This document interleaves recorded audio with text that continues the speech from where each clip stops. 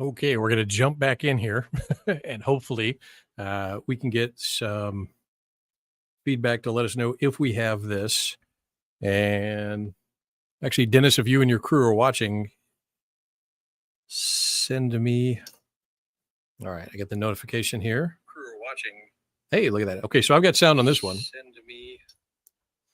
Let's see if this is going through. Okay.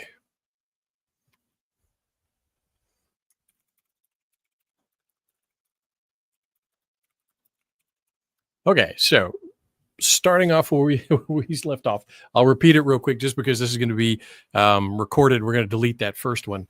But one of the things I want to talk about is again, my name is Al Johnson, Secure Point Investigations. So prior to becoming a private investigator here in Washington State, I worked for military and then very briefly overseas with the Royal Thai Police. And then we set up some programs with the Army and CTOC and other agencies over there. But basically what it was that we looked at terrorist groups and operations, infiltration and manipulation operations in Southeast Asia.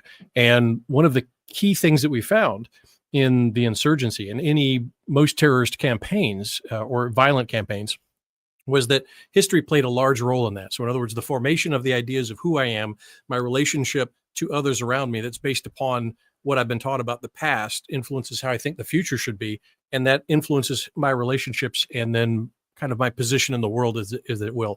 And a change in historical understanding can actually change attitudes, will change the response of the people around them. Nothing has changed in reality. In some cases, it was only the perception of what was going on. So we realized very early on that history is extremely important for being able to shape environments. Now, one of the things that we found when we began to do deep dives into history using an evidence-based approach was that a lot of the history that was provided didn't give you a predictive model for the future. In other words, the trend that everyone's saying, the stuff that if you're in the US, the stuff that you kind of learned in school, it didn't help us.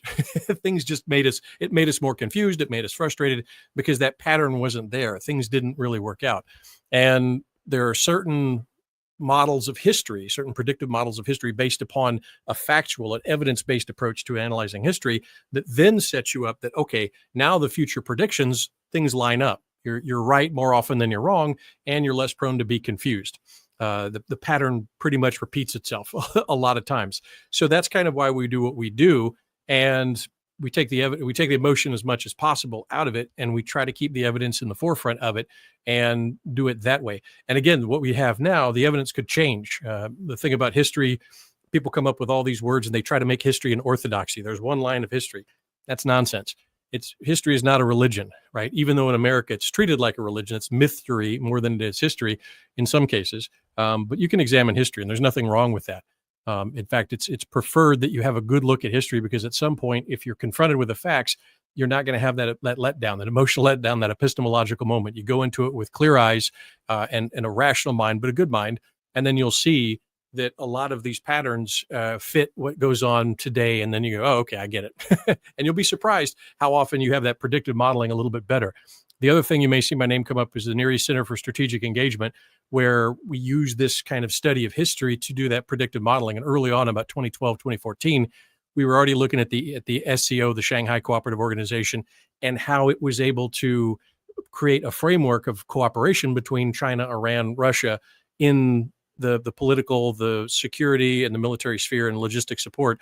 And we were really surprised that a lot of people that got paid a lot more money at higher government levels didn't even know what the SCO was. And it's kind of like talking about Britain and America not knowing what NATO is. So looking at these patterns, and it was satisfying to see that, okay, some of these history models that we looked at tended to work out. So today we're going to talk about one that involves a continuation of the series that we had on the oligarchs. And for those that are new here, the oligarchs, I would definitely invite you to go look at part 1 and part 2. And that kind of leads up. It's kind of the evolution of the 20th century oligarchs in the United States. And it starts off, of course, with the Panama Canal and the William Nelson Cromwell of Cromwell and Sullivan Law Firm, an extremely powerful man that you probably haven't heard of. And he was able to essentially create a nation, which is Panama, away from Colombia, almost lead the United States into war in order that his French and some American clients got a better profit. And Secretary of State John Hay went along with him. There is some evidence that President Teddy Roosevelt also went along with him on that scheme, knowing, of course, that the United States needed a canal, but it didn't have to be Panama. And so the decision for Panama, with all of the challenges that it had in forming a new nation and almost going to war with the nation we had aligned with in Colombia, was the result of an oligarch system being able to shape and manipulate public opinion, government response and opinion, and be able to mobilize resources. So that's the first part of that. And Cromwell and Sullivan, of course, the law firm didn't just fade out after Panama. They actually kind of grew. They were involved in the League of Nations, chartering or drafting some of the charters of the League of Nations. The alumni of Cromwell and Sullivan was the Dulles brothers, so Allen Dulles and John Foster Dulles. Post-war, you may remember them as the Secretary of State and the first chief of the CIA. Those guys, those were started out as Cromwell and Sullivan. He was basically operating as kind of like a CIA in some ways, and State Department in others, in how he was shaping that environment based on that. And Cromwell and Sullivan, by I believe the 1928, 1932 period, was the largest law firm in the world. He had 11 offices all over the world. He himself went to Paris because that was kind of the center of things, and he was very much involved. But it pretty much died out mostly after Sullivan died. It became an arm of the U.S. government rather than continued to kind of shape and manipulate it. But it was kind of a breeding ground for a lot of guys that went on to State Department and agency work and all that sort of thing. That's part one. Part two, then we look at one that sustained its control over time and created a massive organization that outlived the life of its founder. And it goes on with his family. That's the Rockefeller Network. Now, whereas William J. Cromwell, who owned Cromwell and Sullivan, like the singular oligarch, he was working on behalf of Rockefeller, was one of his clients. J.P. Morgan was another one of his clients, and they created, Panama for profit. Rockefeller, though, began to become influenced by the need to drive society. He wanted to reshape society in the image that he saw it in there. And he began to create health initiatives. He began to destroy country doctors. He created basically the big farm industry. A large part of that is from Rockefeller. And he created a foundation. The important part is he created a foundation, an organizational structure, which continued to make money. It continued to corral the Rockefeller descendants into, you must do what the trust says or you're out, so that they would perpetuate his idea of how these things were shaped, even so much so that, years after, of course, Rockefeller's death, his goals were still being affected. Like, he wanted to transform the Catholic Church. He wanted to transform traditional churches, not just the Catholic Church, but Jewish groups, traditional Jewish groups. He wanted a new type of religion that conformed to his kind of globalist agenda. And he was able to do that with just basically taking the president of Notre Dame and coercing him or corrupting him, I should say, into accepting Planned Parenthood. Once he's been corrupted, he went against the church, wrote against Rome, actually wrote against, at that time, the Pope was anti-abortion. He basically got the Americans to have a schism between the American Catholic leadership under the guy from Notre Dame and do that. But that continued on well after his death. It continues on today and had multiple tendrils, multiple arms that went out. And that's part two. So you can see how these things are incredibly large and become very powerful. Rockefeller initiatives seem to, he'll start it and then he gets the government to take it over. So there's this synthesis between the two. But now what we're going to talk about in part three is the oligarchs that use war or shape wars and conflict for profit and expansion. So it's kind of a misnomer that large industrialists or large capitalists or large entrepreneurs want stable markets or peace. Some do, many do. But however, there are some that are in a national and international reach that they would actually profit tremendously from wars. And they're not just in munitions. They were opening of certain markets that are closed off, the access to resources that were not available to them before. All of these kind of shifts, they kind of surf the chaos wave, as one of them said. You surf that wave of chaos and you can get some tremendous profits, global level profits. And they are driven by various factors. And there is a study here. We're going to go ahead and get Dennis's group moving. We're going to study the thesis that's presented first in a book, Hidden History, Secret Origins of the First World War. It's based off Professor Carroll Quigley's thesis. And this one is a book that was done after Carroll Quigley's book. It's by Jerry Doherty and Jim McGregor. And they kind of take it and then they add to it with information. What most Americans would be surprised about is there is a huge hole in the British documents from World War I. So we went through a lot of this to try to figure out, okay, let's look at the source docs because that's what we do. And a large amount of documents from the World War I period and just before it are literally at a very highly secure area where only a very few people can get into it. You're not getting into it. It's almost like Fort Knox for documents, and they're classified. They're still classified over 100 years after the war, which kind of makes you go, especially when they'll kind of thumb their nose at nations like Japan and say, "Oh, you're covering up your history," or that sort of thing. Well, here's a big obvious case of millions of documents have been pretty much sealed off and unable to be looked at by the rest of the world. There are a few people that they will allow in there, but those are people that have usually gone to, as you'll find out, certain colleges, for example, Oxford. They're allowed in, but no one else is allowed to see it. So who determines what those documents say, who looks at the documents, is very much controlled. So whether that's not proof of Quigley's thesis, however, it is fairly indicative that there is some evidence in there that may be against the narrative that's currently out there, that may be supporting of some of the things that Quigley says. So very quickly, let's go ahead and get into this, and I'm gonna have to reset all my little notes here. Let's get into the alternate camera here. And again, if you have any questions or anything, go ahead and put it in the chat. Substack won't do the chat. X should do the chat. And then YouTube comments should show up on that one. So we should be able to get that in there. So again, I apologize for that, but let's get going with this one.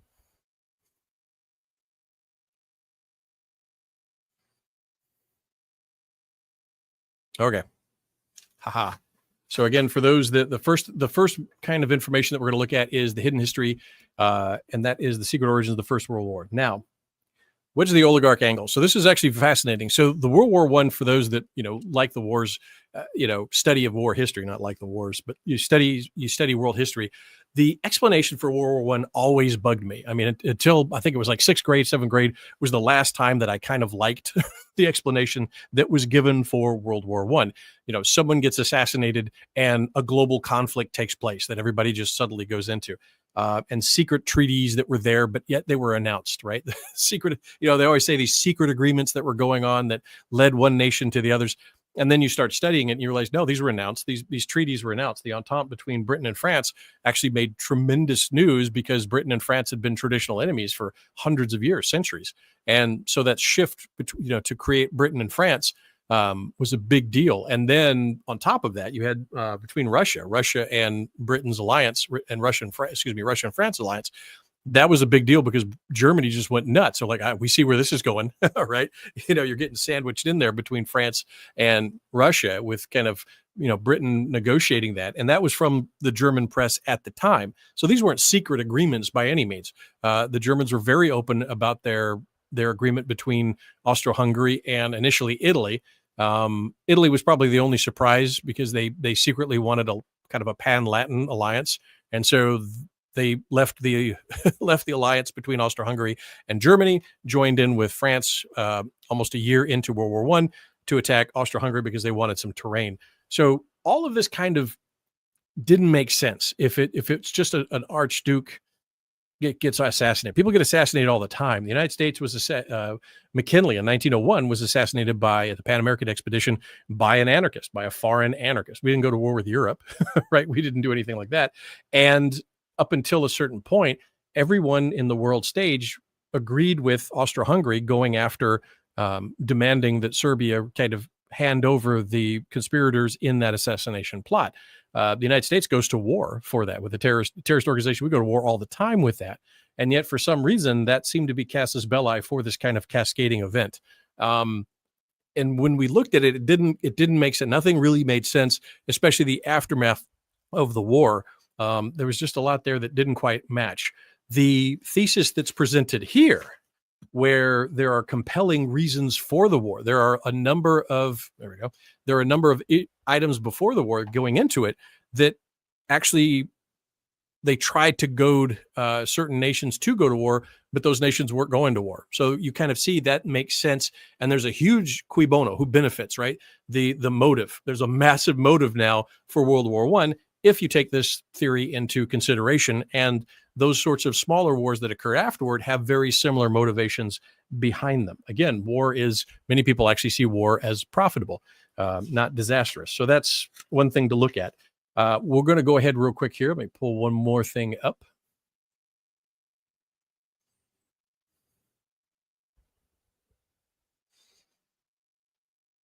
Yep, here we go. All right.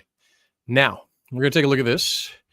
And the first thing that we're going to kind of look at is, we already talked about all this, but I do want to talk about something that most people don't understand. If you miss part one and part two, the oligarchs, people tend to look at national governments and they think that's the ultimate power. And in some cases it is.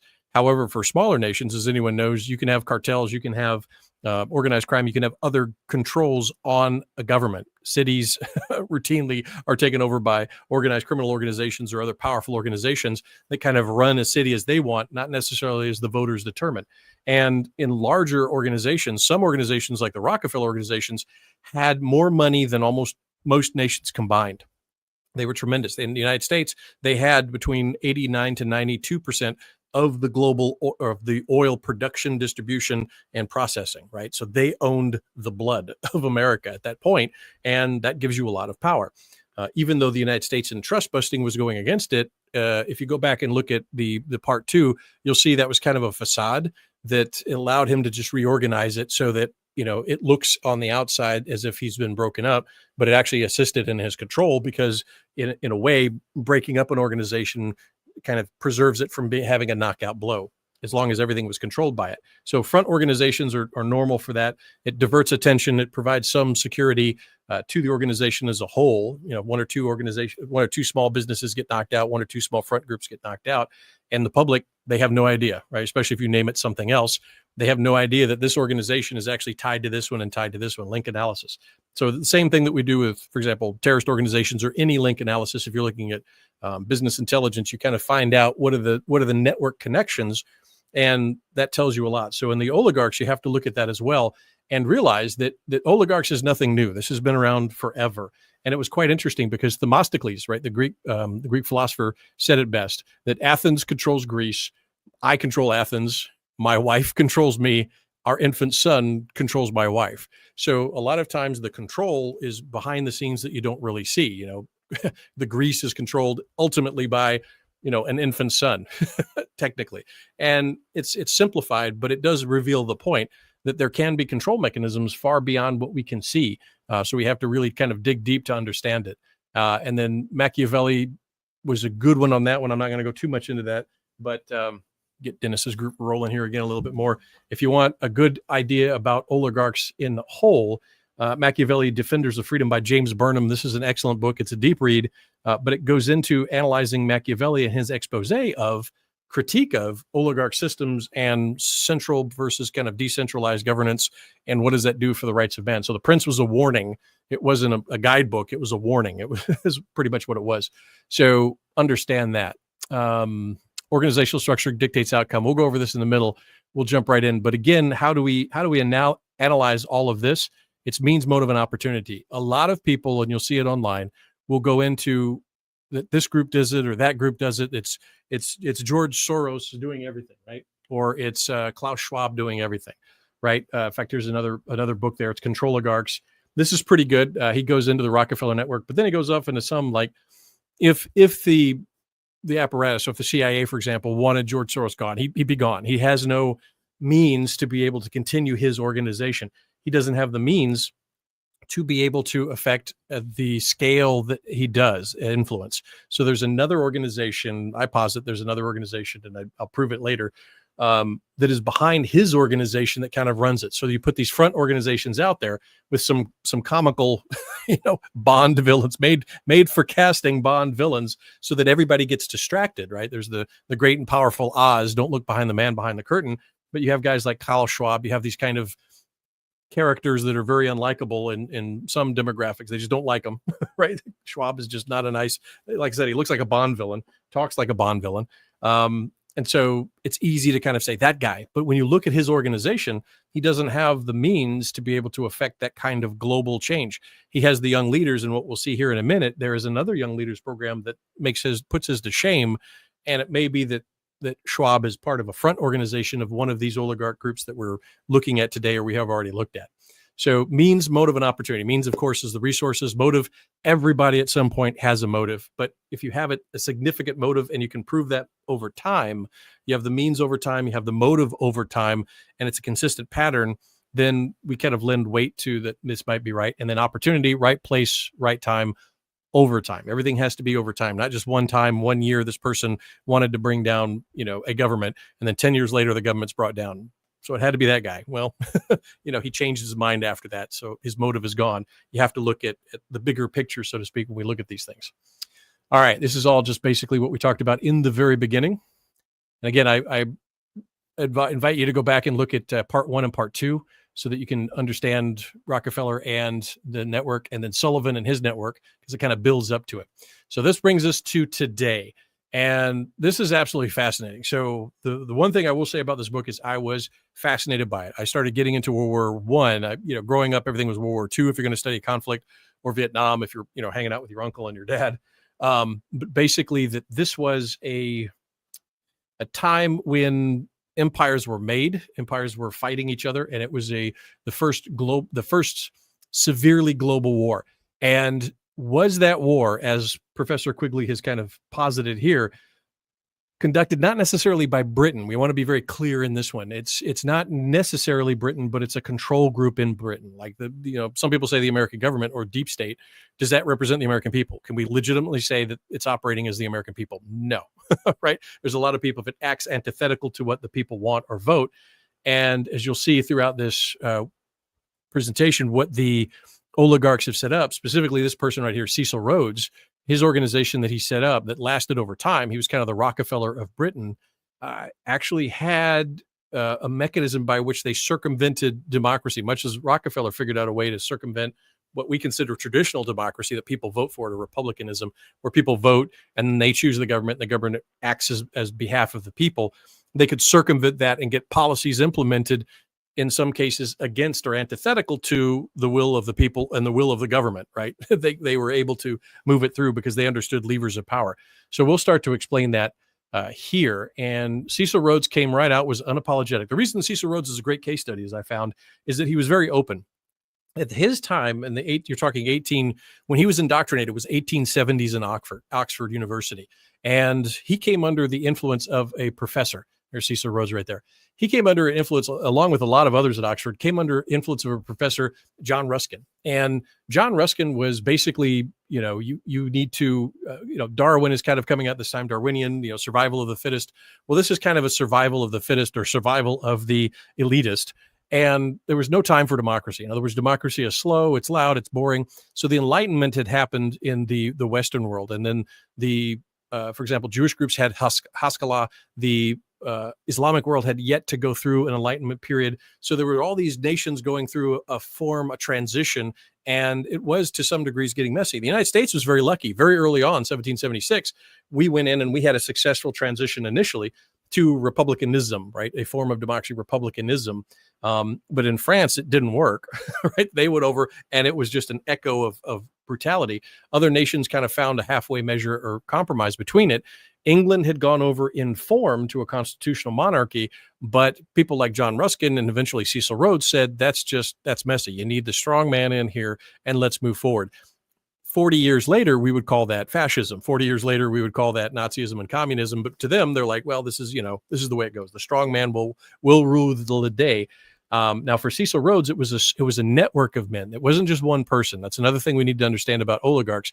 While they may have a central figure, the only ones that continue on over time, that survive beyond the life of the person, or even have an effect beyond the personal realm of that person's lifetime when they're productive, before they get old, is one that has multiple generational continuity between it. Rockefeller had the Rockefeller Trust, the Rockefeller Foundation, with very clear goals, clear funding that self-perpetuated and kept the family in there so they couldn't squander the wealth and move off the reservation, so to speak.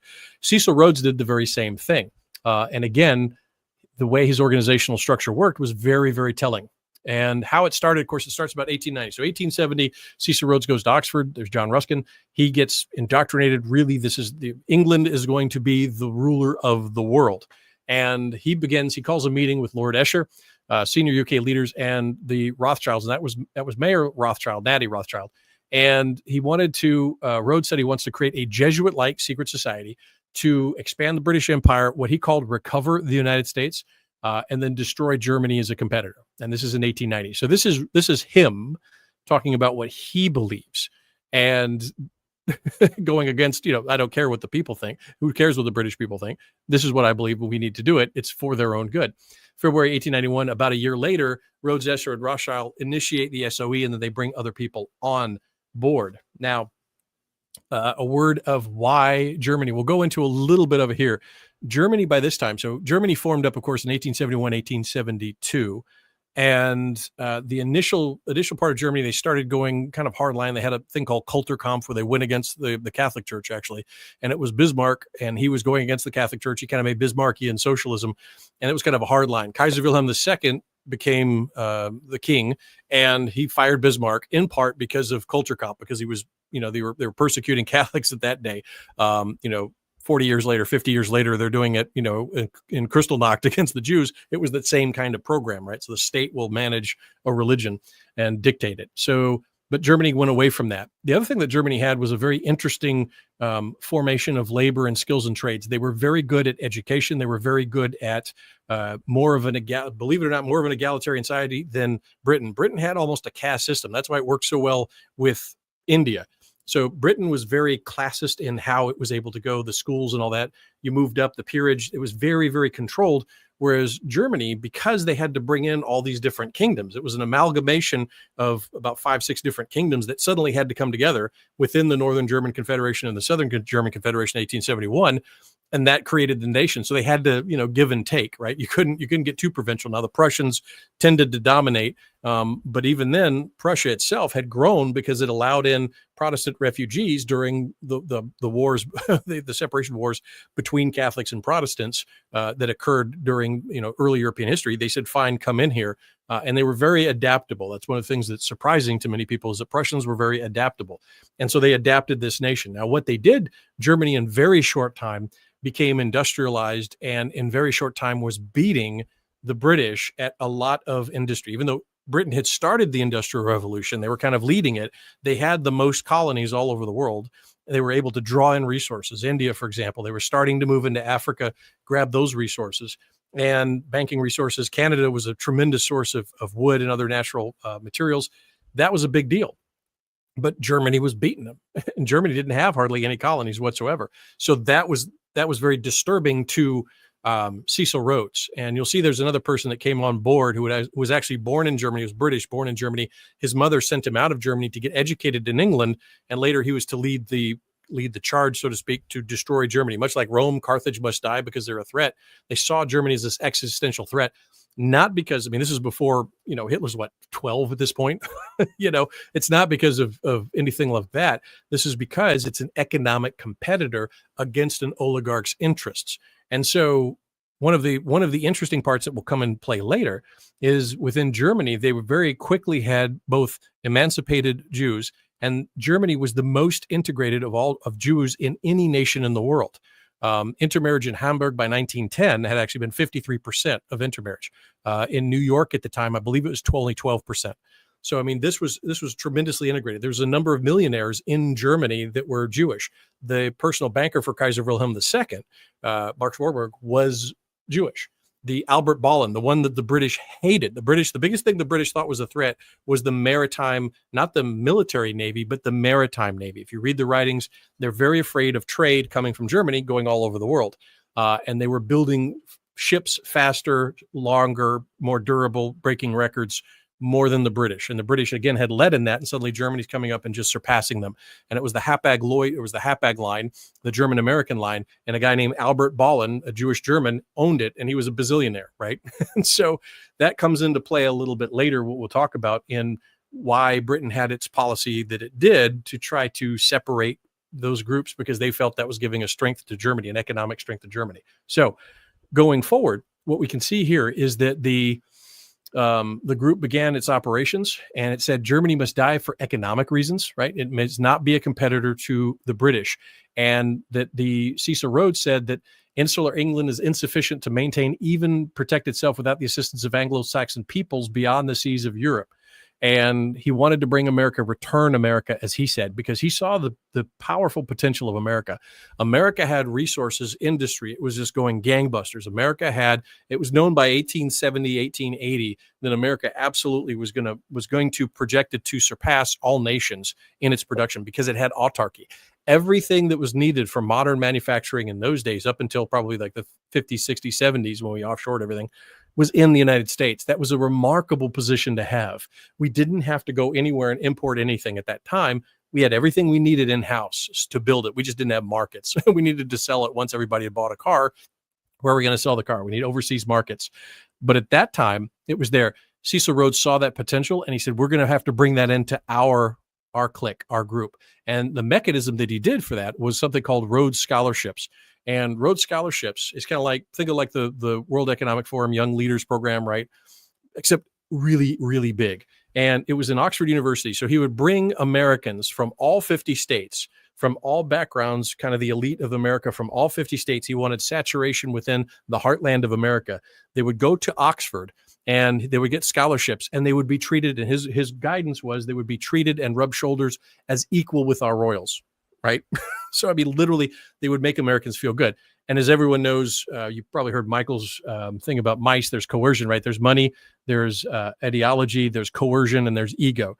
So this was playing to the ego, right? And so people felt that they were royalty because America was looking for royalty. There was new blood, right? New money. And what they didn't have, and you'd see this in the paper, they don't have class. They have cash, but no clash. And so they wanted to kind of buy that entry into high society. They were trying to buy that. And the easiest way was to kind of go over to England and come back with a degree from Oxford. So Rhodes Scholars was very a big thing. It's still a big thing. When we looked up the Rhodes Scholars, just ridiculous amount of alumni. I want to show you how well that worked. I'm actually going to go forward a little bit. Yeah, here we go. So Bill Clinton was a Rhodes Scholar. We also know he was with the Rockefeller Foundation. So both of them. So he's hit from both places. Look at the Secretaries of Defense. These are four. There's actually more. William J. Perry, Harold Brown, Ashton Carter, Harold Brown's in there twice. I forgot. Pete Buttigieg, Susan Rice.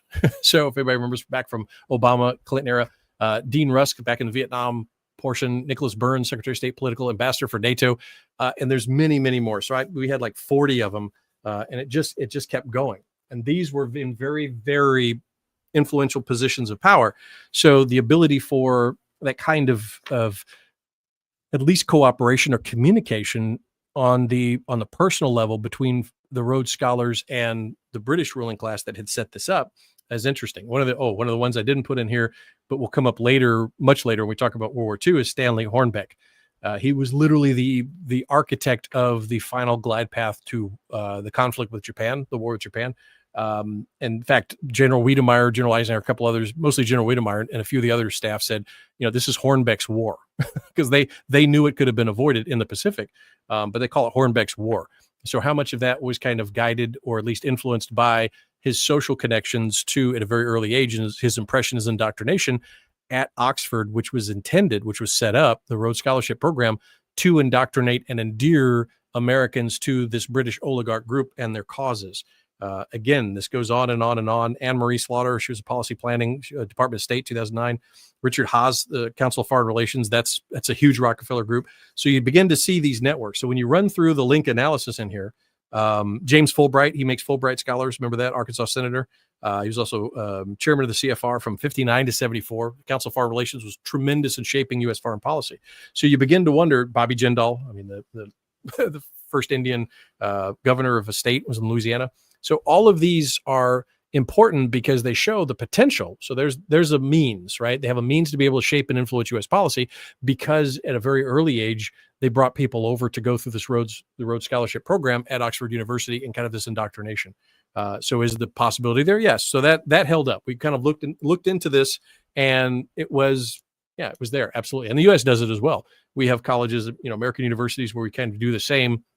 And then you could identify people that are of benefit or friendly to the United States and maintain contact with them over time. It's the way the game is played. It's not good or bad. It just is. But we should recognize it for what it is. So if Ashton or Pete Buttigieg makes a comment about something, is he talking for himself? Is he talking for who's he talking for? It may be some of this group. He may be looking at another one. Now we'll go back actually. So going over that. He recognized that the United States was absolutely essential. It was key to the British interest that they were going to be able to do. So he started out with South Africa. So we have to begin in South Africa. Cecil Rhodes made his bazillions in South Africa with the diamond mines, just tremendous. And so he worked with De Beers. He has a lot of money with diamonds. And he at one point was the richest man in the world at one point. Then Rockefeller comes up and I think beats him at certain points, but he was up there.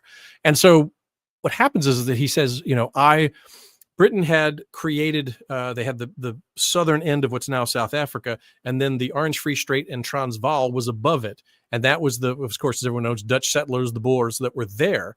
And Britain had kind of ceded the land over. There was an earlier war in the 1880s, and the Boers had successfully kind of fought Britain to a stalemate, and Britain said, okay, fine, you can keep having that scrubland up north and deal with mostly the Zulus that are up there. In fact, Zulu Dawn was the British having to go up there and into the Boer area and then fight the Zulus. So it was kind of a buffer state, much like Mexico wanted with the Anglos in Texas. They wanted to kind of cede it because the Comanches were coming down and hitting the Spanish possessions in what's now Mexico. And they said, hey, the Anglos can fight, you keep them up there. So the British were kind of using the Boers as kind of a buffer state. The problem was that in the Boer territory, in the Orange Free State and Transvaal, they found gold. And not just a little gold, a lot of gold. A tremendous amount of gold was found up there. So, of course, that can't stand, right? And so Cecil Rhodes says, I need that gold. I've got the diamonds, but the gold is just over there. Now, treaties be damned. I know we signed a treaty with them in international blah, blah, blah. I'm going to get England to get up there. How do we do this? So initially, when Cecil Rhodes is in charge of all this thing with his very small clique of folks, he has a person named Jameson, and Jameson does the raid. So Jameson creates a raid in the Orange Free State, trying to generate or foment a revolution that would be casus belli for then the British to get involved. Unfortunately, he got caught. The plan was exposed. That's one of the reasons we know about it. And Cecil Rhodes was in a hair's breadth of being probably at the least discredited and losing everything, and potentially going to jail for sedition, going against the British and trying to foment a war. So that was a tremendous lesson for Cecil Rhodes early, that you have to control a lot more than he did. And money itself is not going to buy you success. You need an organization, you need a structure, and specifically that organization has to control, if you're going to shape nations, it has to control certain areas within those nations. And one of those was information. The big thing about the Jameson War was he was getting bad press, and then the press was pressuring Parliament, right, and influencing Parliament. So he recognized early on, I've got to get somebody from the press in here that's going to handle it. The other thing is that he's busy doing things. I need an organizer. I need a master manipulator that's not going to balk at things, because he had one guy that was a little upset later on and balked at it. So he brought in a guy that was very important. And that guy is, there we go, Alfred Milner. Alfred Milner is the man behind the scenes. This is the guy, like Cromwell, like William Nelson Cromwell, that shapes nations' destinies, histories, but no one talks about him. Right now, Cromwell did it for a very short period of time. It's Panama. It's a little influence in the League of Nations, not much, but it's there. And trusts and Wall Street and that sort of thing with financing. But on the geopolitical level, the power that Alfred Milner had was tremendous. And he forged it in South Africa. So he took over after the failure of the Jameson raid. And in short order, he begins to plan another raid. He says, we will go to war with Orange Free State and Transvaal. We will make it happen. And so what they do is they begin to grabs levers of power. You don't need to buy the whole paper. One of the things that's genius about the organization is if you want to run the Times, you don't buy the Times outright.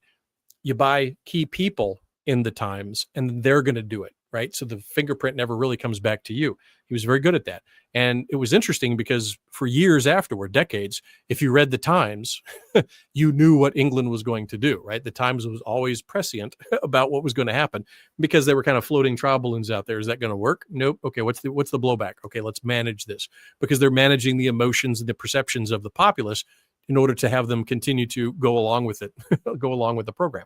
But they're going to go along, they're going to do the program no matter what. So that is Alfred Milner. And he also had a famous phrase, ignore the screamers. He didn't care. He really didn't care about anything except the success of the mission. And his motto, or at least attributed to him, is ignore the screamers. So that's an important part. Now, going back to how this organization sets up, what he did was he says, I'm going to go to war, but this has to last beyond me. So very much like Rockefeller, almost at the same time as Rockefeller, he creates a will, and he has a number of wills. He changes some of them, but in this will, he ensconces those principles that we talked about. America has to return to the family. Britain is going to run the world. It's all going to be consolidated. We're going to be responsible for pushing Britain out, even if the British people don't want it. We're going to do it, and Germany must die. And there's some other things in there, but those are the three main ones which lead us to World War I. So this is the initial group, the trustees of the will. And you have Cecil Rhodes, Alfred Milner, Leander Starr Jameson. He's another big, huge business guy down in South Africa. Of course, Nathaniel Rothschild is one branch of the Rothschild family. And it's interesting because people go, the Rothschilds, they run everything. Hold on. So the Rothschilds were managing Cecil Rhodes's money, and they were buying their way. They had bought their way up into British royalty. However, they were at odds with three of the other branches. They would work with the other branches, but when they agreed and when they financed and when they kind of moved forward and acquiesced to Cecil Rhodes' plan, which he had presented back in February of 1890s, they moved forward against another branch of their family. They were literally going to wipe out it or make destitute in some ways in their ledger another branch of the family that was very supportive of Austro-Hungary, and also the Jews in Germany, the Warburgs that had actually moved up. And so the Warburgs in Germany did. So that the family feud actually was there behind the scenes, and people don't recognize that. He was also, Rothschild would do pretty much whatever Cecil Rhodes was saying. He would enact the policies of Rhodes. He was that. So Rhodes had the money. Rothschild was the guy that could be able to move that money and manipulate other nations with that money, kind of the bagman, so to speak. And then at times he went against another branch of his family. There was four branches: Austro-Hungary, Britain, France, and then Spain. But basically he had to go against Austro-Hungary when they went to war against Germany because of the alliances that were there. And he also went against the Warburgs in Germany for that. Now the Warburgs in the United States, they prospered a lot from it, and they kind of aligned in. So you see, it's not clear cut. It's not one organization. It's a number of organizations. Just because they have the same last name doesn't mean they're on the same team. So keep that in mind. But he was very powerful. He was very rich. He did buy out pretty much Churchill's father. If you look into the financial dealings on that, when Churchill's father died, basically he had floated the loan to annex Burma or to capture Burma, make Burma a puppet state on behalf of Churchill's dad. I believe Churchill's dad had almost like a equivalent of $1 million, like 66,000 pounds at that time, owed to the Rothschild Group in London. So just keep that in mind, which meant he's under the control of Cecil Rhodes. And yes, Churchill did end up in this group. So keep that in mind.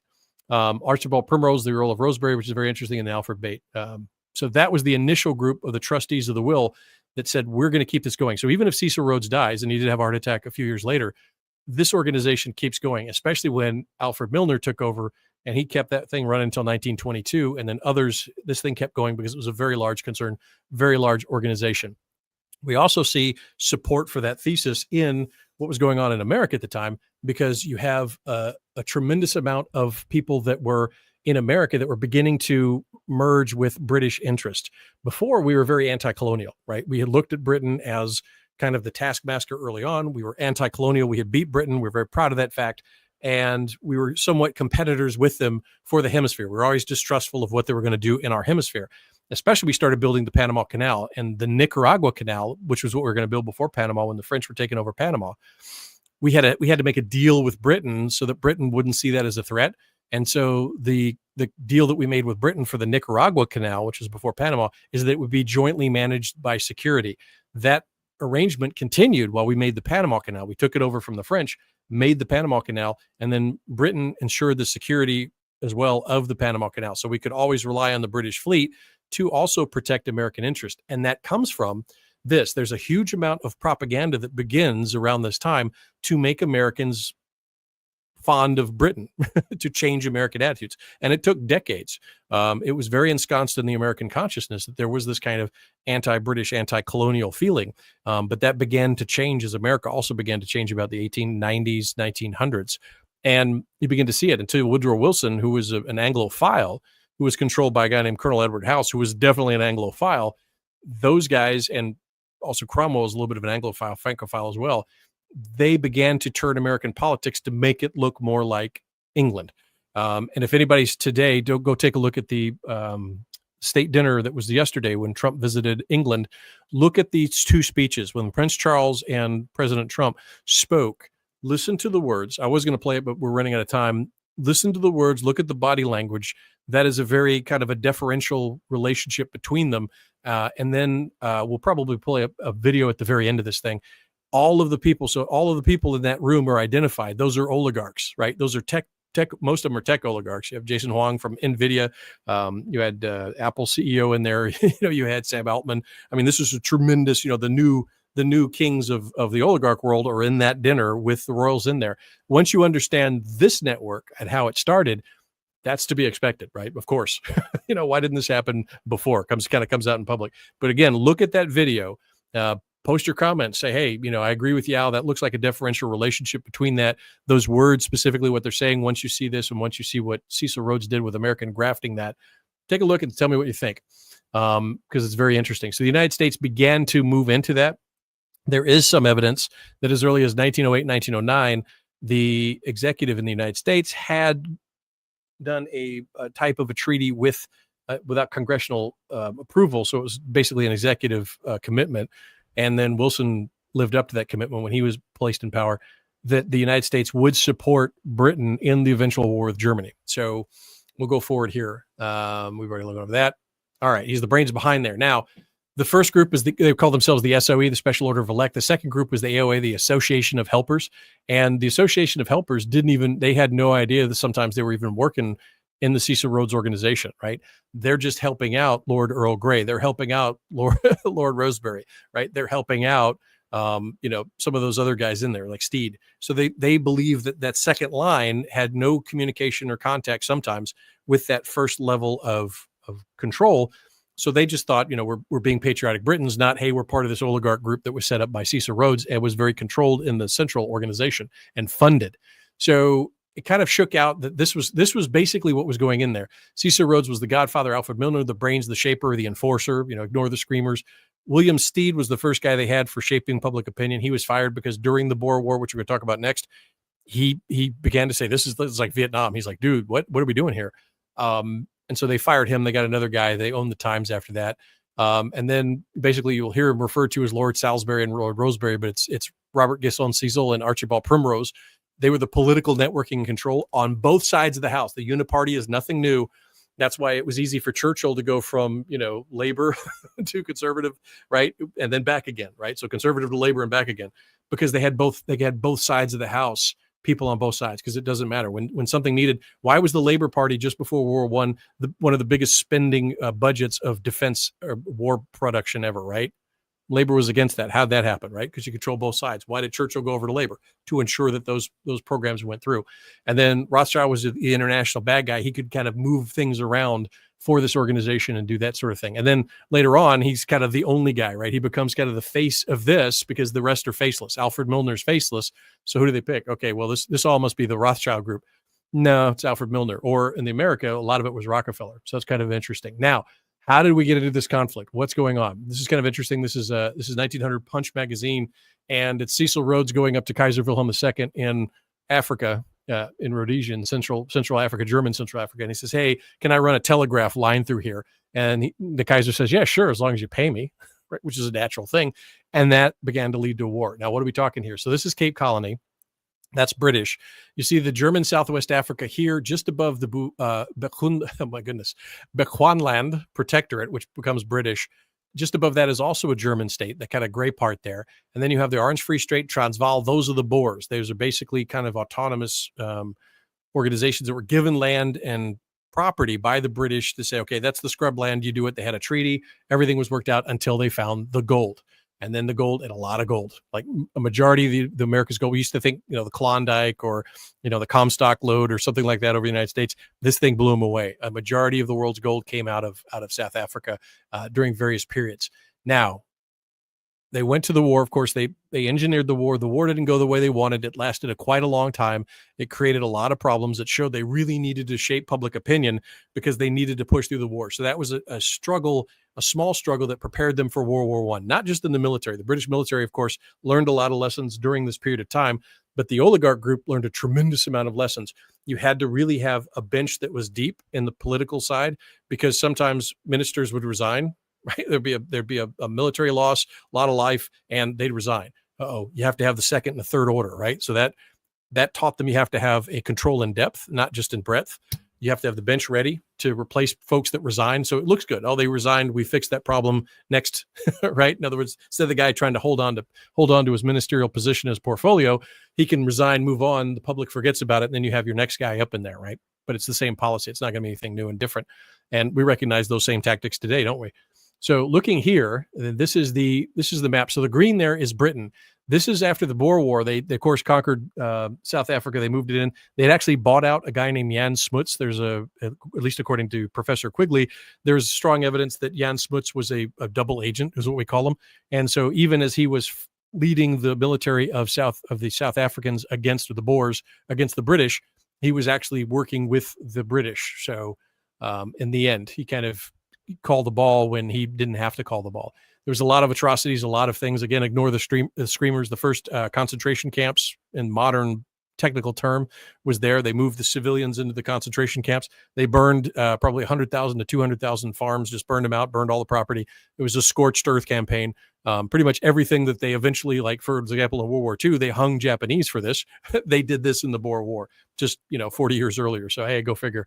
But basically, by the end of it, they grabbed everything in green. Now, what you see here, there's Portugal is kind of the orange, but right above it, there's Germany, and over to the left is Germany. So Germany has 4 colonies, tiny one over here in Africa. And then it's interesting. Don't forget Rhodesia. There's Upper and Lower Rhodesia, which is Rhodes land, Rhodesia.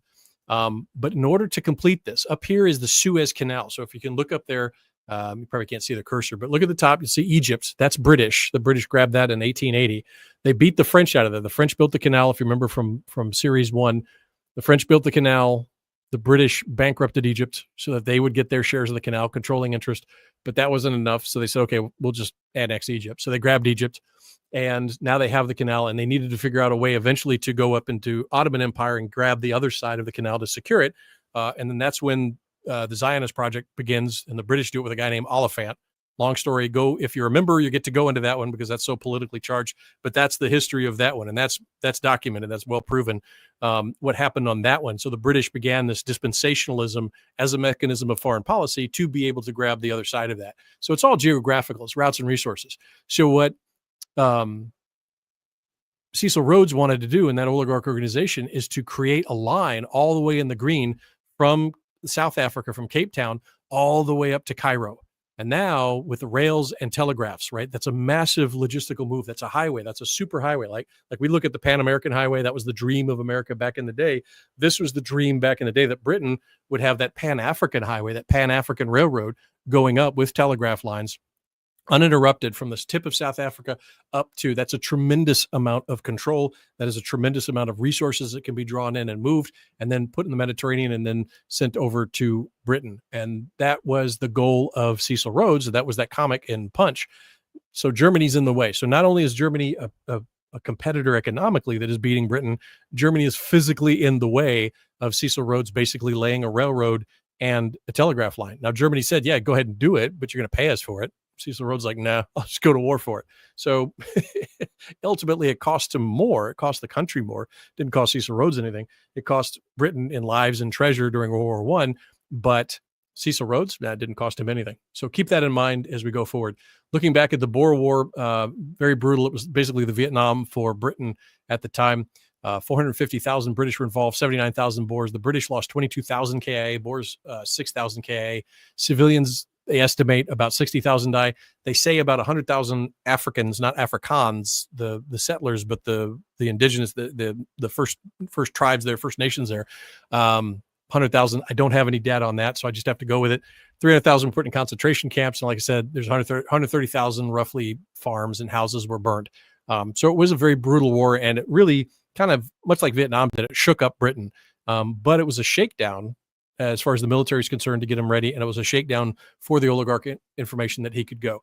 So does this pass the MMO test? The means? Yeah, he had a tremendous amount of the richest guy in the world, and then he had the Rothschilds on his side. He had the British, eventually the British on his side, and that sort of thing. Now, we're going to go into World War I, and because we're kind of short for time, and again, if you have questions, go ahead on I think on Rumble and YouTube, the questions come through. Substack, unfortunately, they don't, but I'm going to take a quick pause here to look at Substack to see if there's going to be any questions on here, because I do want to answer anything that comes up as it comes up. Feel free to just, write in there if you need to.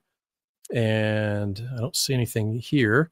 So we will continue on real fast into World War I. I spent a lot of time in the beginning. I apologize for that. All right. Nope. Okay. So what we're going to look at now is, all right, we'll remove this. All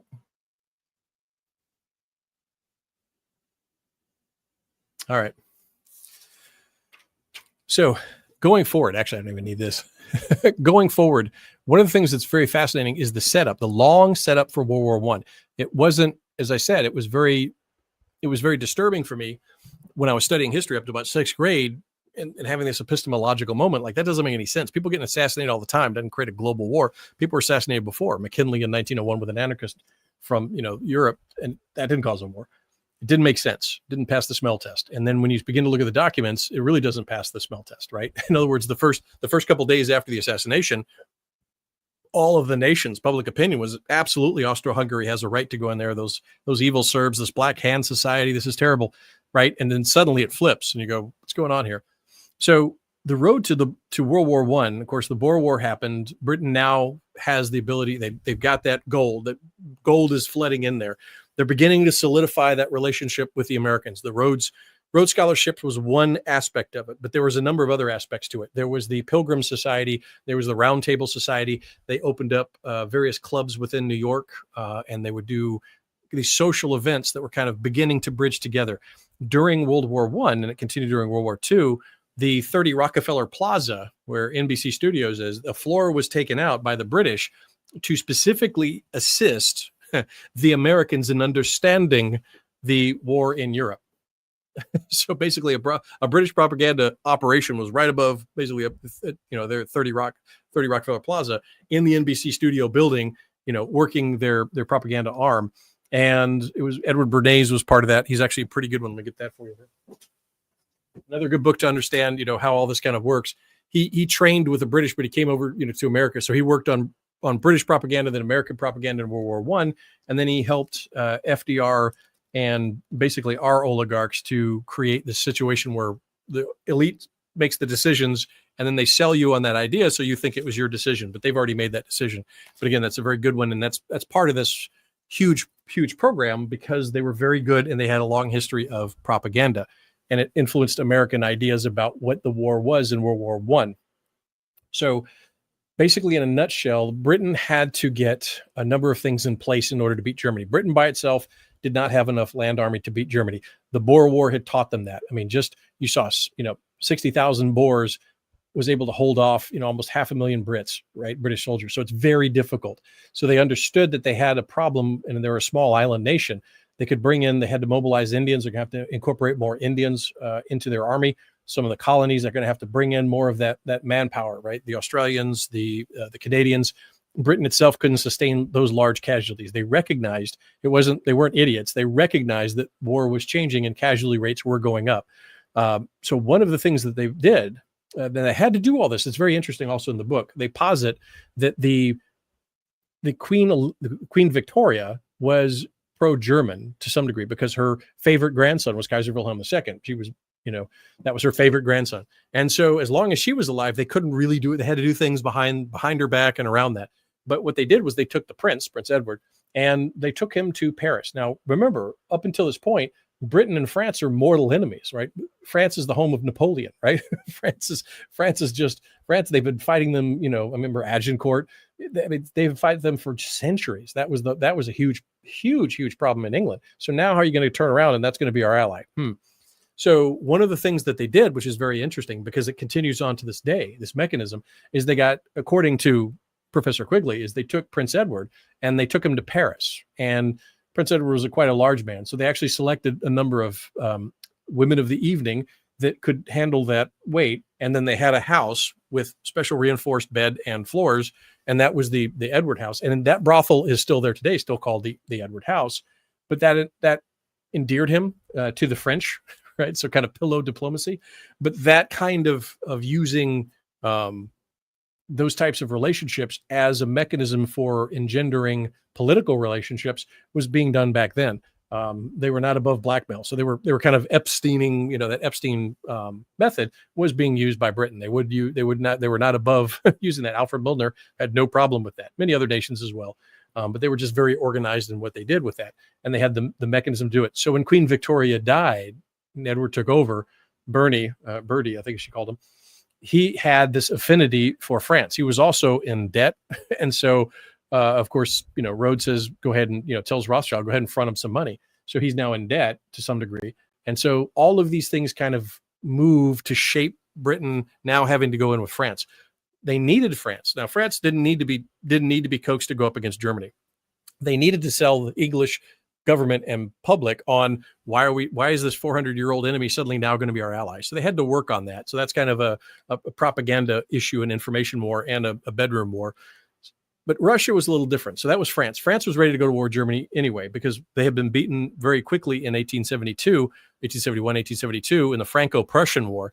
The Emperor Napoleon III completely wiped out very, very rapidly, especially at Sedan. It was an embarrassment for France. And then Germany got unified. That's when Germany was born. Actually, they unified Germany at the Palace of Versailles, and they grabbed Alsace-Lorraine, which was a very resource-rich area. Now went to Germany to support the industry and out of the French ledger. So the French were chomping at the bit to be able to go up against Germany, but because they had been trounced so handily in 1871-72, they were a bit wary about it. They needed allies. So Britain would make a good ally for that. So France was on board, not a problem.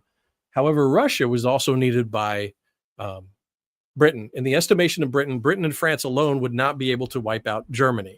Germany may have a chance of winning because Britain was very weak in a land war, very good on a naval war. They could blockade it, but they're worried about France falling again before they could starve out Germany. So they needed Russia on board. Very important. Now, Russia, of course, the Tsar is a cousin of Kaiser Wilhelm II. They kind of got along, actually. You read the diaries, they wrote to each other in very familiar terms.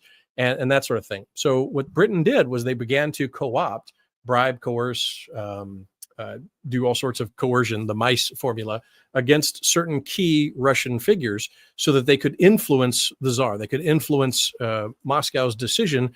And the Tsar was kind of trapped within his palace to some degree. And you'll see this on the spin up to war, those few days before World War I. He actually is kind of like, well, the generals have already decided. I'm powerless here. The steamroller was already moving, the political steamroller that, according to Quigley, was set in place by the oligarchs. They knew, again, those levers of power. I don't have to buy the whole parliament. I just need a couple of key figures and a bench in case something happens to them, right? You don't need to buy the whole thing. And it's good to have both sides. So they were able to get fairly patriotic or seemingly patriotic Russians on board with the British program. And the Russians, to them, it wasn't too bad. I mean, the Tsar had his relationship with Kaiser Wilhelm II. They were relations and they were friendly to each other. And the Tsar was looking more east. But some in Russia said, hey, we need to get rid of Germany. And that was their focus, is getting rid of Germany. So there was the party in Russia, to be sure, that wanted to go against Germany anyway. So they needed Russia to go on board. They didn't have the mechanism yet. The Tsar was refusing to be able to sign a treaty with Britain to go to war with Germany. So Britain made its first and only first international entanglement. Remember, Queen Victoria said no international entanglements. They did the first one, and they did it to Japan. Now, I always wondered that. Why would they go all the way over to Japan and make their first treaty with Japan? And they built up the Japanese Navy. They were giving them ships, training. Japan just moved, went up a lot because of British technical assistance on that. Now, the Japanese were able to take that and run the ball with it, right? They continued that, unlike the Manchus, who were given the same thing by the British and weren't really, they didn't maintain it that well, different systems. But the Japanese just went gangbusters with it. And in very short order, they had the Sino-Japanese War, but after that, they had the Russo-Japanese War. And very interestingly, the British gave the Japanese a number of war loans to be able to finance the war with Russia. That's one of the deciding factors where Japan went to war with Russia. Usually today, they say it was Jacob Schiff in New York was the one that gave them the coin to be able to go and do the war, but he didn't give as much as the British did, right? So the British, through the Cecil Rhodes network, were able to front loans to the Japanese to sustain the war against Russia. The second thing is they had armed Japan to the teeth with really good dreadnoughts at the day. In fact, I think one of the dreadnoughts was larger than what the British had going out. They were actually front loading some of the good equipment to Japan. Now, whether the war was engineered by the oligarchy, we don't know. But the end result was this. when the Russians began to move up, they had to get their fleet from basically Europe all the way around to go to Japan to hit Admiral Togo's fleet that was besieging Korea. This was all fought over Korea. And the Russians began to move into Korea after the Chinese moved out, and that created the tension with Japan, and they were now at war with Russia. And they wanted to break the blockade of the Japanese in Korea and then besiege them by land and prevent any troops going from Japan over to Korea and then up into Port Arthur, which is the main fort for the Russians and where they wanted their rail terminal to be, and on a warm water port, which they needed. So this was very important for the Russians. So they began to sail all the way around, and they actually were about to fire on, and they could have fired, and Britain, by treaty, should have fired on the Russians as they came and went around the Scapa Flow. They were going around the north of Britain. The British should have attacked. They didn't. They held fire. They waited because they wanted the Russians to they didn't want the Russians to go back and bottle up. They wanted the Russians to go on a long sea voyage in order that they would be completely fatigued. They didn't realize that it would be a complete wipeout, but they wanted it to be enough. Why? We'll find out here in a minute. So the British allowed the Russians to go past their area. They should have blockaded it. They didn't. They let them go. They went all the way around, but they denied them passage through the Suez Canal. They said, nope, you're not going to go through the Suez Canal. So the Russians were then forced to go all the way around South Africa, right? So they had to go around South Africa. They couldn't use British coaling stations, so they had to use Portuguese coaling stations. So as a result, the ships were just piled high with coal. Living conditions were horrible, the tropical heat. It was a nightmare for those sailors going up. They were absolutely fatigued. And at the end of their rope, by the time they got on station in the Sea of Japan, to be able to start to go up near Tsushima, which is the island between Korea and Japan, and engage the Japanese fleet. Admiral Togo maneuvered brilliantly. He was the Nelson, the Horatio Nelson of Japan. Phenomenal. Probably one of the best military naval engagements by the book, just phenomenal. And wiped the Russian fleet. It was gone. It was at the bottom of the sea. It's done. Tremendous. Now, Russia has no navy in Europe. That wasn't their Asiatic navy. That was their European Atlantic, North Atlantic navy. They don't have it anymore. That's a big deal. Now, what does Britain do? Britain has a treaty with Japan. They should have been like, well, sucks to be you. But they didn't, because they needed Russia to go to war with Germany. So what did they do? They said, okay, we will rearm you. We're going to help you, but it's going to cost you. And what is it going to cost you? It's going to cost you. You're going to have to agree that you're going to go to war with Germany here, right? I'll build back your navy. I'll help stability, because there was a rebellion after the war because they lost so bad. There was a revolution within Russia in 1905, 1906 against the Tsar. The Tsar gave concessions. He was worried about toppling at that time. Britain said, we'll float you loans. We'll build up your navy. We'll help you stabilize. But again, it's going to take going against Germany. So there is some strong evidence that is the case. That was the allegation by Professor Quigley and the other authors here. And it does support. If you look at the fact pattern, it matches. It passes the smell test. So that occurs. The Russia then signs on. The Kaiser is absolutely shocked.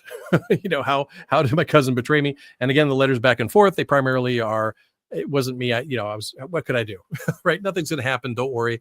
Don't worry, Willie. Nothing's going to happen. Flash forward then to a couple of times, 1910, 1909, there was a lot of tension in Tunisia. Britain tried to force a war there with the French and Germany so that Britain could come in.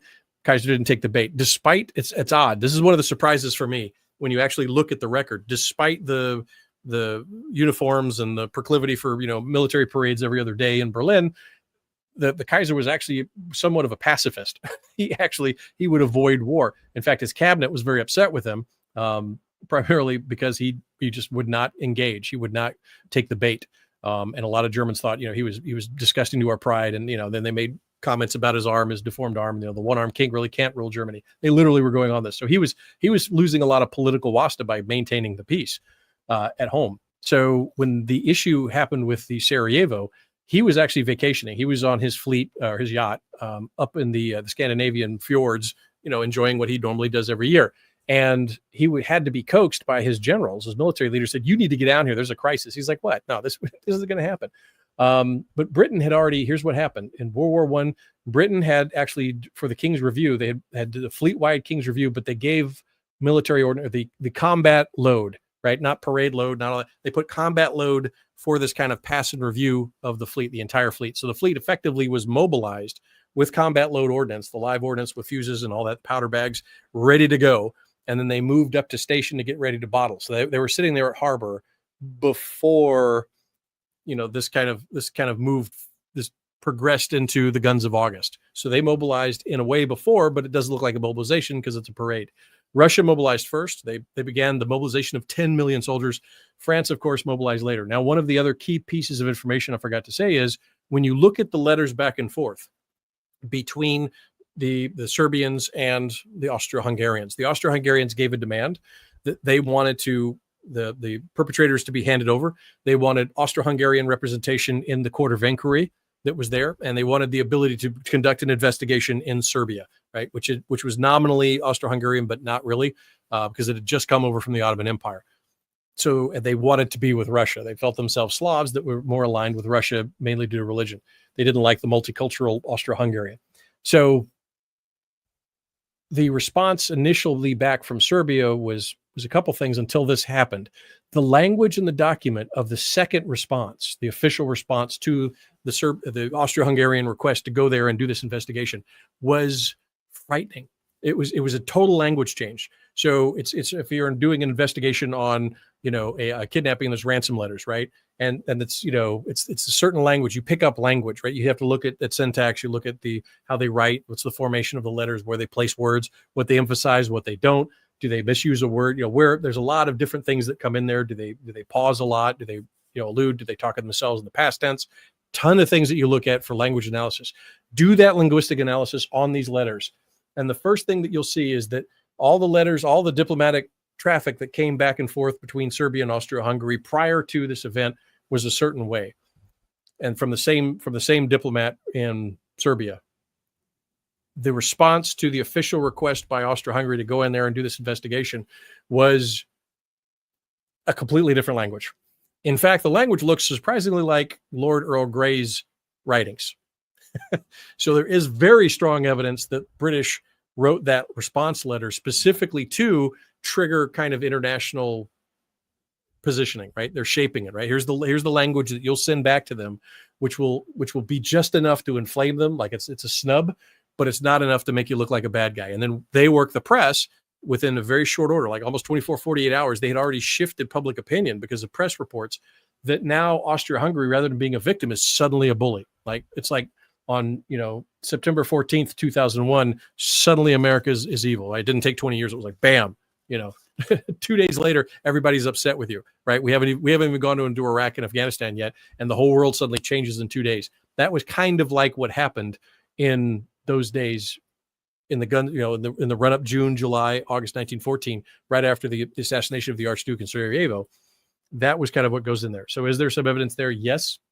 Again, if you get a hold of those, they're online. Take a look at it, and you'll see that the language is very different. Look at the ones before, the 3 months that were going on before that in the exchanges, and you'll see this guy didn't write it, right?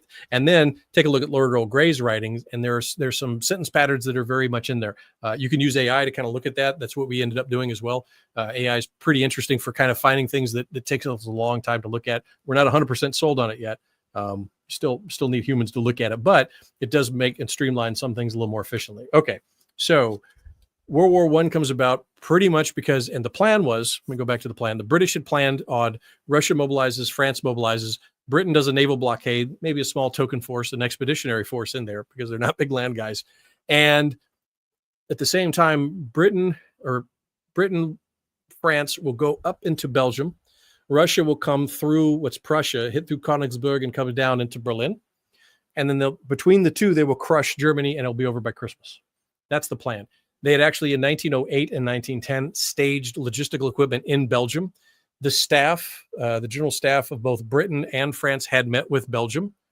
Belgium's supposed to be neutral, but they're making plans for war with Britain and France. The reason we know these is that the Belgians didn't get rid of their documents, whereas Britain has either burned it or it's locked up in that place that nobody can really go to in there. So there's the evidence for it from a different area. Sometimes you have to look for documents where the person mailed it, not from where they mailed it from.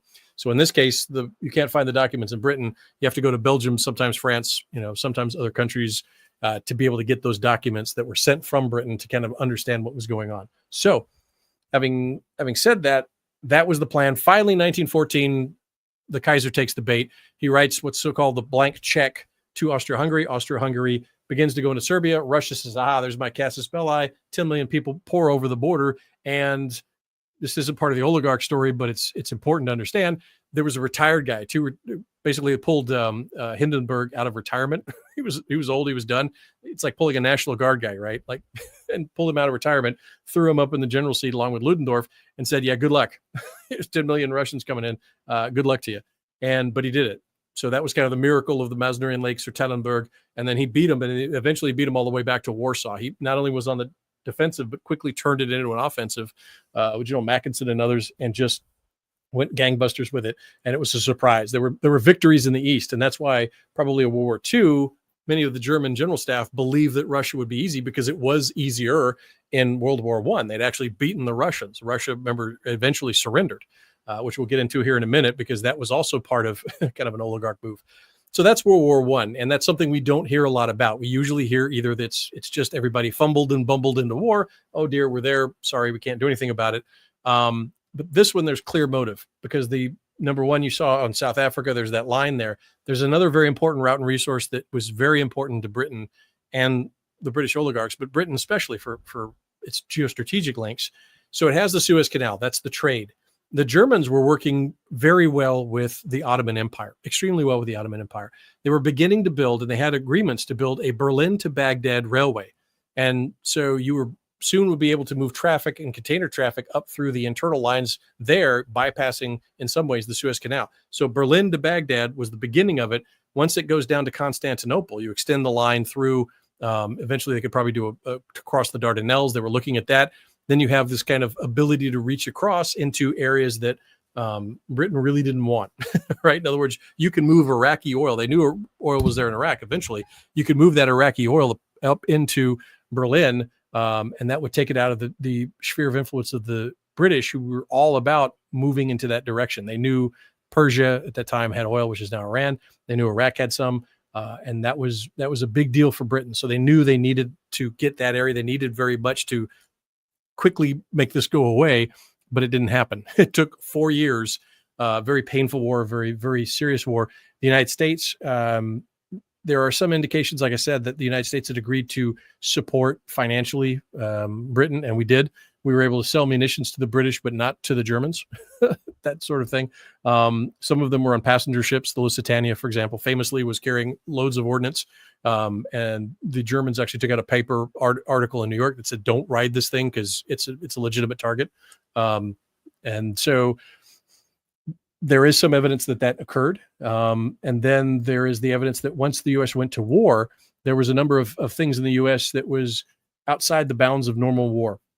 And we'll get into that later, but basically look it up. It's very fascinating. Definitely go source documents, but take a look for yourself before we go into that one next time. And that's going to be that there was a cultural genocide in the United States against German Americans. Some had been here since 1840, 1850.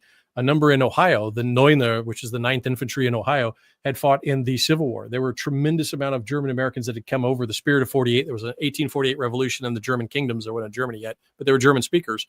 They came over because they believed in this kind of independent right, fighting this kind of tyrannical monarchy, that sort of thing. They came over and they believed in that, and they were the head of some of the emancipation movements in the United States, and they were some of the early backers and founders, or supporters, local founders, but supporters of the Republican Party, which was the anti-slavery party at the time.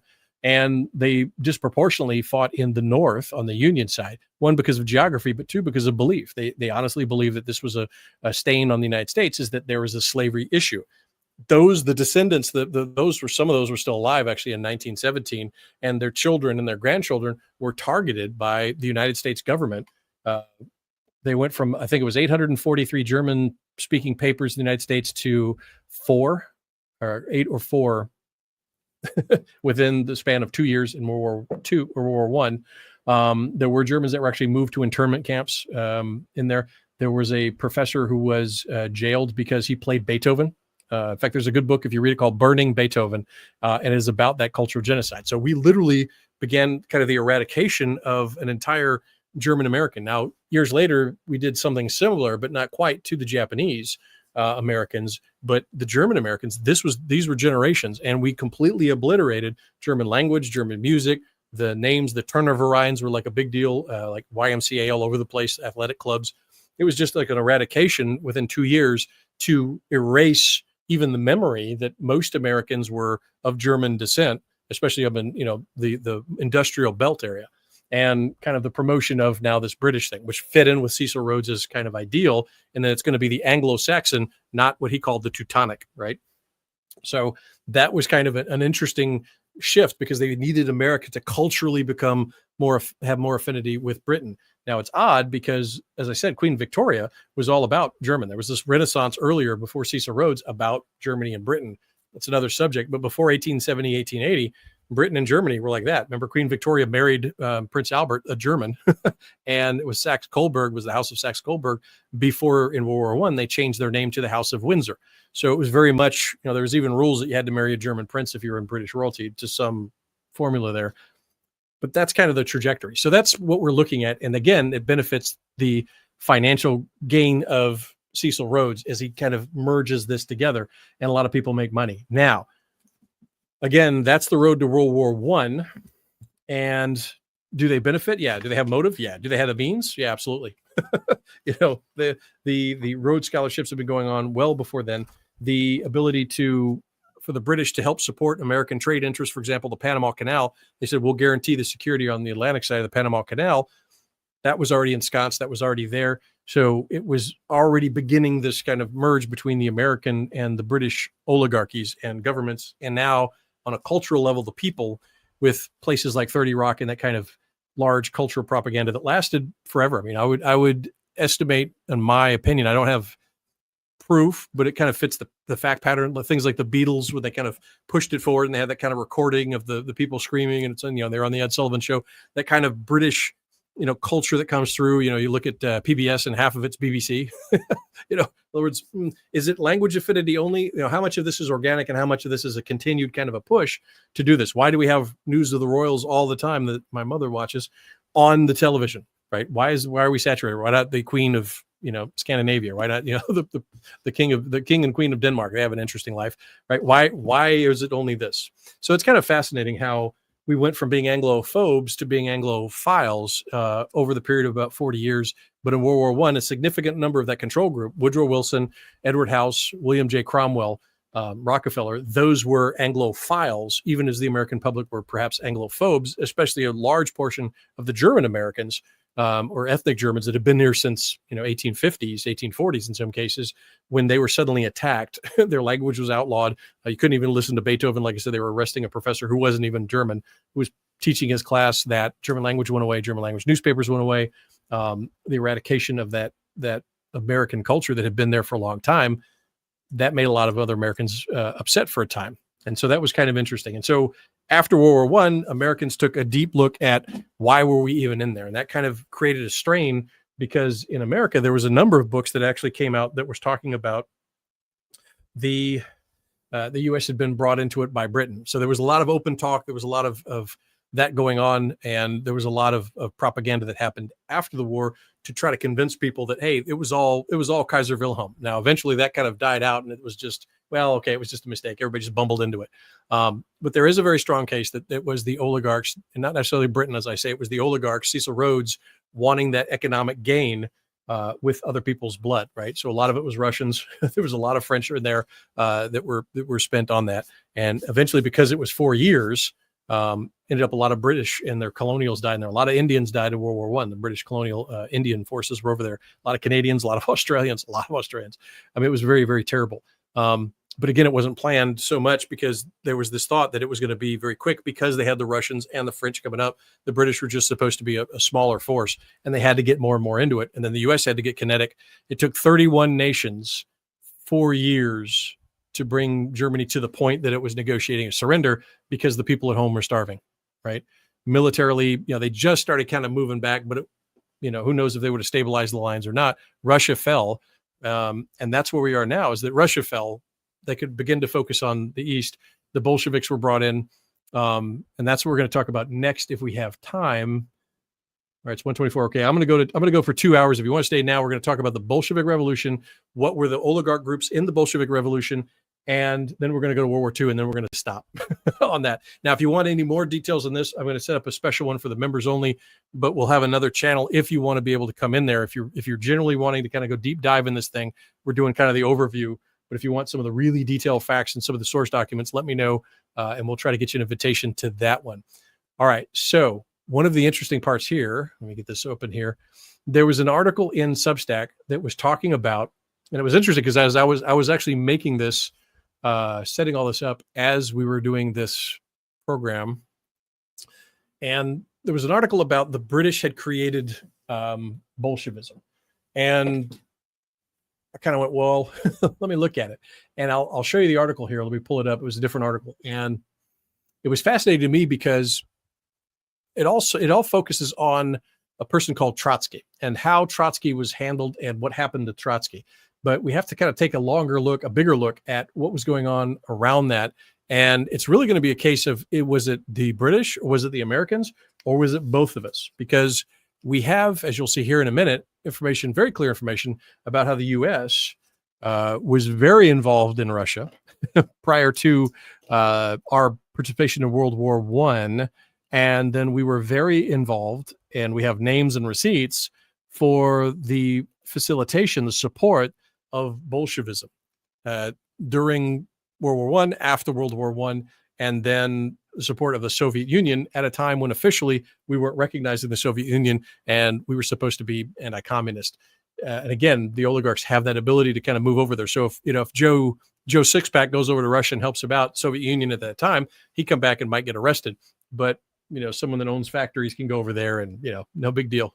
So not much changes, right? So let's go over here real quick. I'm going to share the screen. Yep, here we go.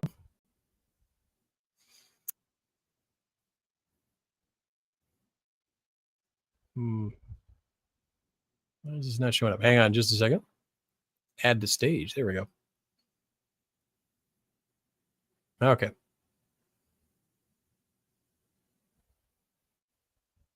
Nope.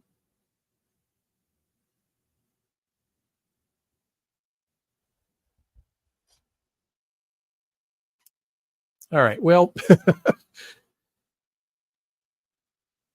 it's Friday and everything's checking out there. Okay.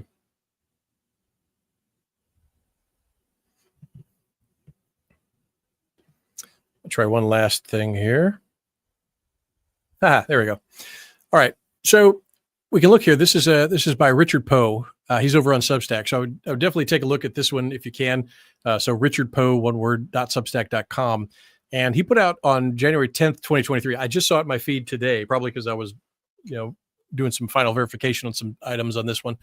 But he said, how the British invented communism and blamed it on the Jews. Now, to kind of put this into perspective, I'll kind of summarize it, but I would recommend you go in here and kind of read it. It's a different angle, but it does show a foreign support for Bolshevism, right? Bolshevism and both Quigley and Richard Poe, excuse me, not Quigley, but both this next group that we're going to look at, both of these next groups that we're going to look at noticed the thing that Bolshevism in itself didn't have enough wasta, didn't have enough power to take over. It was kind of on the ropes at a certain time. And then to sustain it needed foreign help to be able to sustain Bolshevism. And that was another thing that kind of, you kind of laugh at, is all of these things kind of fall apart when you look at them. But then when you put this model in there, they kind of make sense, right? So again, it comes down to what looks, what matches the fact pattern, what can we verify? And then using that model, does it match other model or other events that come out there? Okay. So what he says is basically that he says that the Russian Revolution from the beginning was engineered by the British because they knew that, okay, the war's kind of winding down. The Russians were beginning to surrender and they're saying, but if Russia comes out on top, or even if they're part of the victory at the end of World War I, they're going to be the next competitor. Remember, Britain and Russia have been playing a great game trying to get pieces of the Ottoman Empire. That's where Britain wants to go next, right? They need to secure that eastern flank of the Suez Canal. Remember that?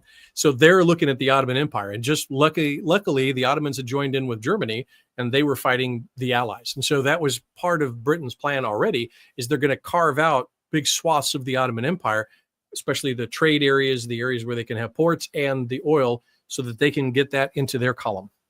Now it just needs to be, working out with the French. They'll have to deal with that. But if they can knock Russia out, according to James Poe, then that's what they're going to do. And so again, they're trying to get the ledger books up there. It's all about competitors. So once they knock out Germany, they don't want Russia kind of moving up. They're already allied with the United States. They brought America into the family.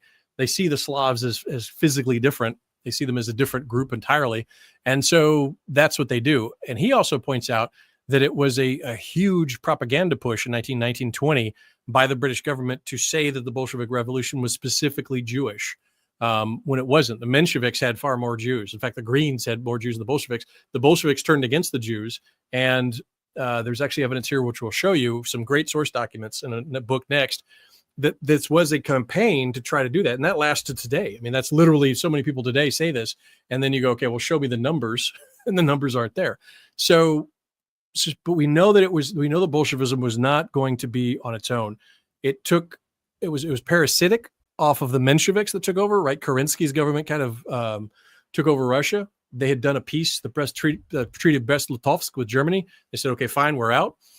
They ceded land. In fact, this is a good map for that. I kind of like it. So with Finland, they kind of let Finland be Finland. There's an independent state of Poland. Whether Imperial Germany was going to let that be or not, we're not sure yet. But Germany was in here and occupying Ukraine. They were setting up Ukrainian leaders. Estonia, Latvia, and Lithuania were now free, and they were looking at maybe a German confederation up in there. So Germany had essentially won the Eastern Front. The communists, being communist, once the Bolsheviks took over from the Mensheviks, launched what they call the Kerensky Offensive. And they said, well, it's popular uprising, it's communism, it's the worldwide revolution. And they just had this massive wave of people come down on the Germans. And the Germans just rolled them all the way back up to Moscow. It was a near thing that Russia's even there today. If the offensives in the Western Front hadn't have kind of kept the Germans down, there probably wouldn't be a Russia today. So again, that explains a little bit why German generals thought in World War II, well, Russia's going to be fairly easy. We could just kind of, Operation Barbarossa and it'll be done, because they had done it effectively before in World War I, which we don't learn about. I never learned about this at all in high school. Even in high school, it was always, just a little bit of World War I, and then we go into World War II. So this is kind of behind the scenes on it. And he has a few ideas about the British, and specifically the British intelligence apparatus doing it. He says that the British were the ones that, because when Trotsky was in jail in Canada, he was going from America to Russia. When he was in jail in Canada, MI5, the British, actually it was the British intelligence before MI6 existed. This was British intelligence. And they came over, they got him, they did a deal with him. And then they were using Trotsky as an asset to kind of manage the communism up until 1929, when Stalin said, this guy's a rightist, he's a fascist right-wing reactionary, get him out. And then Trotsky went, of course, out of the Soviet Union, and then went down into Mexico, and then was killed with an ice pick. So that's it. SIS. So it was SIS control in 1920. That's his thesis. So I was unable to go into a lot of it. Like I said, I just saw it today, but it did serve as kind of it dovetails with the points that we're going to show you next with Anthony Sutton's book. It does dovetail with a lot of points that he has in it, but the motive is a little different. And the motive makes sense. Okay, so Britain doesn't want a competitor afterward. Well, they're allies during the war. Okay, maybe. But if it's an industrial, because they've just gone to war to wipe out Germany as an industrial concern, now they have to make sure that Russia doesn't get industrial concern or industrialize, right? It's not going to modernize after this, because they've got tremendous resources in Russia. So we're going to go forward here and talk about what I think is it stands up against a lot of the MMO, right? So it seems to be one of the better kind of theories in there. And it comes from a book. This is not going there. Okay.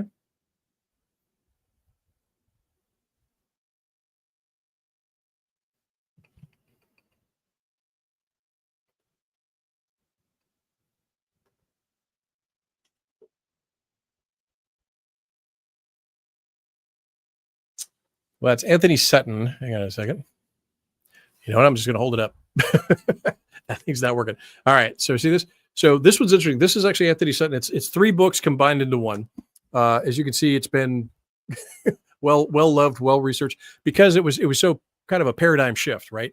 There was a lot of information in this book that wasn't in a lot of the other things I saw. And the nice part about this one, and a lot of other books, they say something, they'll have a reference to it, and then you have to go dig up the source document. And yes, you have to dig up the source document.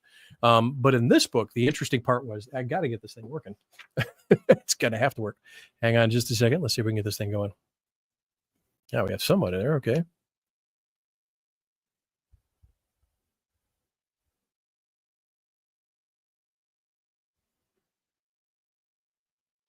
There we go. Okay. So the nice part about what Sutton does in this book is he actually will put the source documents right in the end, right in there. He's putting the entire source document. If there's a letter, he's putting the whole letter in there. And then he's putting the State Department file, what State Department file mark number it was. So when you go to the archives, they have their specific things. If you remember the old Dewey Decimal System, there's something, each agency or each archive has their own system for doing it. But he puts it in there, and then he puts the entire source document in there with the headers and everything so that you can judge for yourself what his interpretation. This I like, right? Put your source document right in there. Let me look at it. Let me evaluate it and take a look. And he comes up with something very interesting about the same thing and about Trotsky and about what happened to Trotsky. So in a nutshell, the Bolshevik Revolution was quite interesting. The Russian Revolution was interesting. So the Germans put Lenin on a train and put him back up into Russia. And that's understandable, right? I get it. You want a revolution because you're fighting the Tsar and they have a whole bunch of people. So if they're in a rush, if they're fighting themselves, you can settle that front, that Eastern front, and then you can transfer your guys to the Western front and then maybe knock out the British, the French, and the other 31 nations that are fighting you there, right? So that makes sense, right? In other words, it's not ideological, it's just tactical and strategic, right? I need that front gone. So that makes sense why the Germans would move Lenin up there and say, okay, do your revolution thing, right? Ferment discord. Now, from what I've seen of the German general staff, they believe that it wouldn't be a revolution. They never thought that the Tsar would be deposed. They never thought anything. They just thought it would create enough chaos in the rear lines that then Russia would be more worried about its internal security, like 1905, 1906, and do a deal. Same thing they had done with Britain, right? In 1905, 1906 revolution, they did a deal. The Germans, at least from the translations that I've seen, thought the same. So let's go forward here a little bit. Now, what happens? Now, why would the U.S. do the same, though, right? And here's what happened. Trotsky was in New York. Trotsky was living in New York. So here is a guy with no job. Here is a guy that was pretty much a refugee. He goes down to Spain, then he comes over to New York. He's up in New York. He's living in a penthouse. He has an icebox. This is 14, 15, 16. He has an icebox. He has a chauffeured car. All his expenses are paid for. How is this a communist revolutionary, right? This doesn't fit the image that we've kind of been sold. So it's quite interesting. The other thing that is very good about this book is it shows the letters from the people, a lot of industrialists, a lot of the big groups that we would look at, kind of that subgroup of oligarchs. They were big industrialists. They were big millionaires at the time. They supported a version of communism, a version of socialism. Now, that will strike people as very odd. It did me in the beginning until you begin to read, their writings and you go, okay, I see where you're coming from. A lot of the industrialists believe that socialism and communism wasn't the destructions before the Bolshevik Revolution. It wasn't the destruction of capitalism. It was just the control of capitalism. It was controlled trade, right?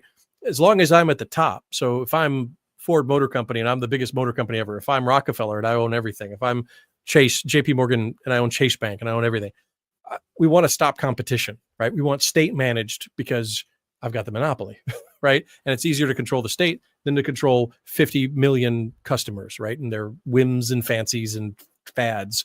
If I just control the government controls the economy, boom, I'm set, right? I got it locked in. Very surprising. A tremendous number of people in large banks, large corporations wanted a form of socialism. But again, this wasn't new to the 20th century. If you look at Edward Bellamy, the Bellamy nationalist, the Bellamy socialist, there was a version of American socialism that believed it was kind of a religious duty. They almost had a kind of a Christian sheen on it, that it was a religious duty to be able to do that. And they self-styled various utopias.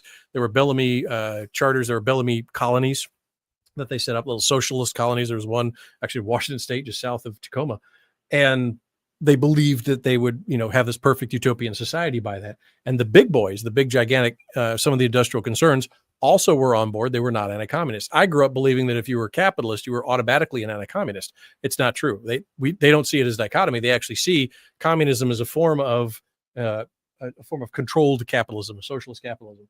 One of those things here is right away. This is letter to President Woodrow Wilson from William Lawrence Sanders, chairman of Ingersoll Rand. Remember Rand? Now it's Ransperry, but this is Ingersoll Rand back in the day. He was also the director of the American International Corp and deputy chairman of the Federal Reserve Bank of New York. Federal Reserve, Creature from Jekyll Island. That's a whole other tact, but definitely read that because that's the organizational structure that begins to tie in oligarch control of the federal government. Because if I loan you money, you owe me favors, right? Remember Britain, what Britain did, right? They loaned Japan money. Japan owes them favors. They then were able to loan Russia money and build their navy back up. They owed them so they could call in favors, right? So same thing here. If you have a large consortium that loans money to the government has to tax the people to pay off that loan, that debt. That creates an organizational structure that creates a certain society. It's just the way it's going to be, right? There's pros and cons of everything, but go read Creature from Jekyll Island to look at that, or a version of that history, an interpretation of that history, and see how the Federal Reserve Bank is very involved in American foreign policy, is very involved in American domestic policy, because they saw intervention in the economy as absolutely necessary for growth. That was their idea, and they saw socialism and communism as a mechanism of state control. It wasn't bad. It wasn't a thing in those days. They didn't see it as a negative. Not everyone did, right? And for example, this is that Lawrence William Sanders, Federal Reserve Bank New York chairman, Ingersoll Rand, American International Corp. He says, I am in sympathy. This is later. This is 1918. I am in sympathy with the Soviet form of government that is best suited for this Russian people. Now, what happens is, I'll kind of paraphrase a lot of this, but the Americans organized the Red Cross, right, as an NGO. Talk about NGOs. When I was down in Panama, we were looking at there's a number of group of people that have been down there. I think Michael Young was down there. He was the one kind of showing, okay, look at this, take a look at this stuff. And we looked at it. There was a tremendous number of nonprofit, non-governmental organizations doing things that normally governments would do. And in this case, it was very interesting. The American oligarchs, a guy named Thompson, took his own money and pretty much bought the Red Cross, right? You think of the Red Cross as a hey, blood drives, you get your cookie, you do your blood drives. They do good things after disasters and that sort of thing. But in these days, back during World War I, when Russia was supposedly an ally of the United States, Thompson bought a ship, went over there. It was supposed to be a medical aid ship. There was only 4 doctors on the ship. The rest of them were mining engineers, mining concerns, bankers. There was a forestry guy. There was a bunch of railroad guys. There was a couple of industrial folks. It was basically a pirate ship of corporate raiders that were going there. And they were grabbing concessions and getting the Russians to sign things in exchange for various other benefits and some financing to get Russian resources locked in. And then during the Bolshevik Revolution, for example, the American banks that had worked with them were the only ones not nationalized. An American bank was the only one that was part of this group, was not nationalized when the Bolsheviks nationalized the banks. So, you tell me. This is again, the Bolshevization of Wall Street was known even in 1919. There was a couple of businessmen in 1919 at Wall Street that noticed a lot of the other businessmen in Wall Street were basically Bolsheviks. They said there was the Bolshevization of Wall Street. And they said that this is again from 1919, February 1919. And it was a reportedly conversation with oil magnate E.H. Doney that was talking to a journalist, John Barron. And he was talking about the war. He said, look, Wall Street's just as bad as Moscow. And he says this, and this is quote, says, the worst Bolsheviks in the United States are not only college professors, of whom President Wilson is one, but capitalists and the wives of capitalists, and neither seem to know what they're talking about.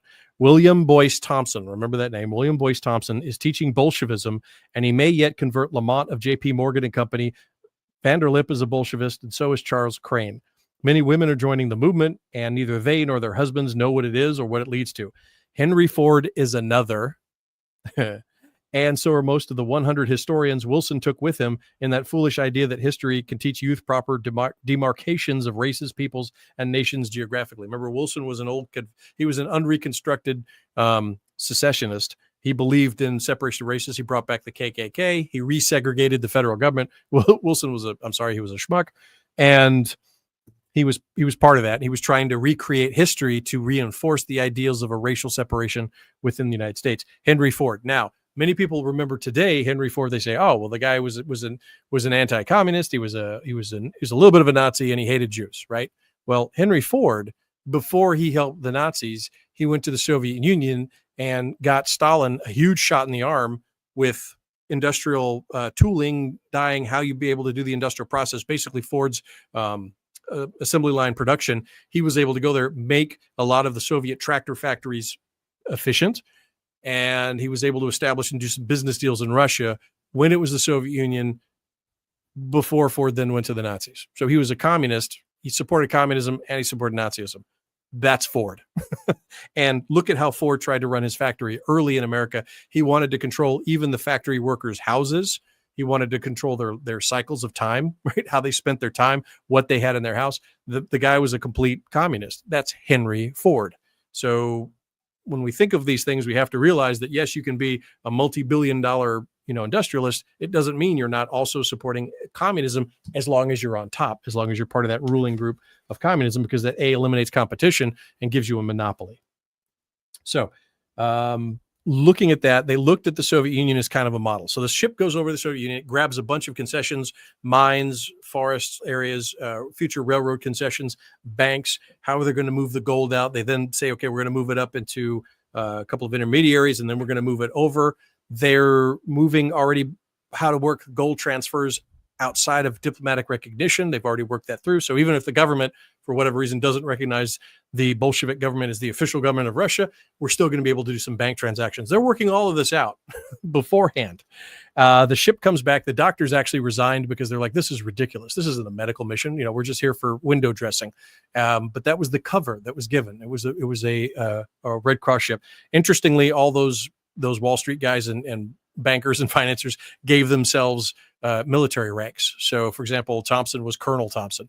So, and you'll see that it's kind of interesting. People give themselves military ranks. The colonel, Edward House, who was pretty much the puppet master for Wilson, was known as Colonel House, right? Until Wilson's had the stroke, his wife took over and kicked out Colonel House. He was the guy running the show that had pretty much selected Wilson, got him into the White House, and was moving everything up to Versailles.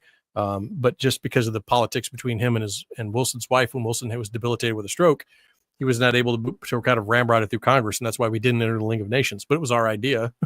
Wilson's idea. It was House's idea. So it was quite interesting. So moving forward, the Bolsheviks themselves. So this is Lenin. These are the money transfers in there. So this is fascinating about the intermediaries who decided to move Lenin forward. It's very good history in there because, like I said, he has names, places, people, receipts about how this was moved and what was the diplomatic issue of it. Now, Lenin's in there. He's moving forward. Kerensky gets there. The Mensheviks take over. It's kind of a socialist government, but not Bolshevism, not communism. Now what happens? Woodrow Wilson, Secretary of State Lansing, they say, okay, we're going to move Trotsky over. Trotsky's a revolutionary hangout in Russia, New York. He's got all this money. Now we're going to move him over. He begins to move up. He gets arrested in Canada. Now, this is where I differ from the article on Substack. I haven't looked at it yet to know enough which way or the other, but this evidence seems more compelling to me that once we got it there, we then exerted political pressure upon England, who wanted us in that group, but we have a lot of the money. And right now, England is not doing very well in the war. They need us more than we need them at this point. And so we're going to leverage that. And we told England, you need to get him forward. And so he was actually issued an American passport. Trotsky traveled on an American passport. You could only get that passport from the State Department. And that was Lansing, who oddly enough's nephew was Dulles, who worked for Cromwell and Sullivan, who had made Panama, right? So it's all connected. There's not a lot of people that don't know each other in those circles, which is normal in certain organizations. Just kind of recognize that this leaps out of the pages that he has here. There are some other connections to other groups. Now, the Bolsheviks themselves were on the ropes. They were not doing very well in the revolution. So what happened? This is the American Red Cross mission over there. And there's another good thing. Here's the list of names from the ship manifest, everyone that's going over there, right? So as I said, you've only got, 1, 2, 3, 4, 5 doctors. That's it. So you got 5 doctors. And they actually found out these 2 guys that were listed as hygiene, one of them was actually an assistant to a banker. So it's, okay, he washes the hands. It's kind of a funny joke, right? You wash the hands of somebody else. But these are the actual people that are there. You have Chase National Bank. Of course, there's, care of William Brown Thompson that he's working in there. Simpson, Thatcher, and Bartlett. The Federal Reserve Bank of New York was on that ship going over to Russia. So it was basically grab the assets, secure the assets. There's a revolution, so you have leverage as long as you have it, and that way those resources that are there are now kind of locked into your ecosystem. They may never make it back to America per se, but the oligarchs can set up their businesses elsewhere, right, under names, different countries surrounding there, even in the Soviet Union themselves, like Ford did, like Arm & Hammer did, and still make the profit, right? And then there's no competition because it's state owned. Nobody else is going to come in there and get your stuff unless Lenin says so or Stalin says so, or they were hoping Trotsky says so until Trotsky got kicked out. So that was the first step. The second one was, here's the consolidation. It kind of moves in there. A lot of money was raised in the United States to support the revolution. The money ended up in their hands, and it was very interesting. So going back to that article that we saw before that was saying that the British were blaming the Jews about it, this receipt is more compelling, and this is why. Because the Americans had actually hired, there was a Russian that worked for the War Information Office within the War Production Board. It was found that he actually wrote that list that says the Jews are part of the Bolshevik Revolution, and this is what they're doing. This is, and they tied in like Protocols of Zion and all that stuff. So he put that in there. They actually traced it back to him. There was a Russian working on the American War Production Board and as part of the Information Service, and he put that out there. And then some of the groups within Thompson's network begins to push that over as kind of propaganda, right? In other words, don't look at us, look over here. The author on Substack says that it was the British doing this all on their own. Now, remember, Churchill was who was the Vice Admiralty at that time, or in the Admiralty Department. I think he got kicked out after Gallipoli, so he wasn't quite in, but he was still in that network. He was part of the Cecil Rhodes group. He actually said, he put out a news article that, hey, it's all this. He actually took out like a full page article that it's all about the Jews. And there was names, and this thing had all these names. Well, the funny part was those names, half of them didn't line up with the actual Soviets that were being set up in Moscow. Second, half of them weren't actually Jewish, but just Slavic names, which is funny because it was a Slavic writer. And then the third thing was that the actual control mechanisms that they had for once Lenin took over and booted out the Mensheviks, that group wasn't even looked at, right? So it was Trotsky and one other guy. So you had two. So that was kind of the interesting part. And he shows that in here. What he also shows is all of the people that pushed the war bonds and the funding for the Bolshevik Revolution. And of course, we see a lot of others. You have Director of the Federal Reserve Bank, W.L. Saunders. You've got Director of Copper Mining Companies. You've got Percy A. Rockefeller, son of John D. Rockefeller. So you get to see a lot of that on the revolution, and it's a consortium, a huge group of folks that are basically betting that this revolution is going to give them pretty much a monopoly in that area. And then the British probably did support it so they could keep Russia at their level. It's managed, right? Because if we own the assets and we own the production in Russia, we can kind of manage it, right? Possibly. Guarantee Trust goes over there again. They didn't get nationalized. We were pretty much immune from whatever the Bolsheviks were going to do. These are the contracts. I mean, he goes into this. This is great stuff. These are the contracts made in 1919 by the Soviet Bureau. So the Bolsheviks have taken over now. It's the Soviet. These are the contracts that go through for various machines. So it paid off, right? Our investment paid off. Look, we're getting contracts to this new government over there. Another big one in here, I won't go too much into it because we're kind of running out of time. Soviet gold and American banks. So we said, hey, we'll hold that gold for you because you need convertible currencies because nobody's recognizing you, right? Nobody was recognizing the Soviet Union. At the same time we're doing this, behind the scenes, America is sending an intervention campaign with American soldiers into Archangel. Remember that? So we're actually sending soldiers with the British, some French, a big contingency of Japanese over in Siberia because of the Russian Revolution. They wanted to kind of stabilize that area. So we literally had boots on the ground soldiers as we're doing deals behind the scenes with the Soviet government. And supposedly those guys were there because we have to protect the West against Bolshevism. Another interesting part, there was a Wall Street guy that went over and paid a bunch of money to the Bolsheviks, supported them, promoted them, and then he came over and he set up an anti-communist group within America. And then he had weird, if you look at their bulletin board, they started about 1920 to make these pronouncements. They were making all kind of crazy pronouncements, and that's probably an indication of clowning, so that he owns both sides of the argument, and then he'll kind of discredit one to draw in a group of the other. So recognize that's also a pattern that's been around for a long time, continues to be today. You'll have both sides of the fight, both sides of the argument. You control both of them. So literally this billionaire is feeding Russia, getting money off of Russia, and then he comes over to set up an anti-communist unit because he controls the narrative. So you're never going to get an effective control about anti-communist propaganda or anti-communist information in the United States. Why? Because the guy that supports communists is controlling the anti-communist group. So they're never going to get effective. If anybody starts hitting the target, he can move them out, right? So he only has kind of the crazy guys in there, right? And so that is a pattern throughout history. You kind of put the dysfunctional folks up front to discredit a movement, or at least to keep it ineffective so that you can keep going with what you're doing. So that's absolutely fascinating. Guarantee Trust is, so Max Bay Guarantee Trust becomes director of Roscombank. So there's a lot. He goes into the actual nitty gritty about what business structures were set up to support and keep the Bolsheviks alive, to keep it going. But the interesting part was that some of the oligarchs broke free, recognizing that, hey, Bolshevism is a little crazy, right? This is a little nuts. And they go back and they start to support Kolchak. So, for example, Rockefeller and Morgan supported Kolchak, but then they would at the same time support a little bit. They keep the little bit of the money over in the Bolshevik side. So they didn't go whole hog against Bolshevism, but they bet more on the Kolchak and the whites than they did on the reds. So keep that in mind. So, and they have the resources. I mean, there's a ton of resources. It's not one group. It's not one guy. It's not just Rockefeller. It's not just Morgan. It's a huge consortium, a lot of people, and the power of the Fed moving this thing forward. And Lansing, who's Secretary of State, right? So a lot of this is going forward. And Lansing's nephew works for the lawyer who is the lawyer for, Rockefeller Morgan. So it's kind of a tight club. But you can see American International, all of that sort of thing goes through there. Now, let's address real quick. This is the one that I was talking about. I definitely invite everyone to read this one as well. He has another section in here. And this goes into what that article said was that the British were doing this, but the evidence seems to be that it's Thompson that was promoting this. And it was also like I said, the Russian worker that was in the U.S. War Production Board in the information system that kind of put this out there. But again, what's the purpose of it? Divert, right? Right? Oh, it's those guys, right? You take out of the scapegoat. Oh, it's that guy. It's not this guy. But it was interesting here. I want to point this out. So this is the State Department. It's the State Department decimal file 861.005339. It's entitled Bolshevism and Judaism, dated November 13th, 1918.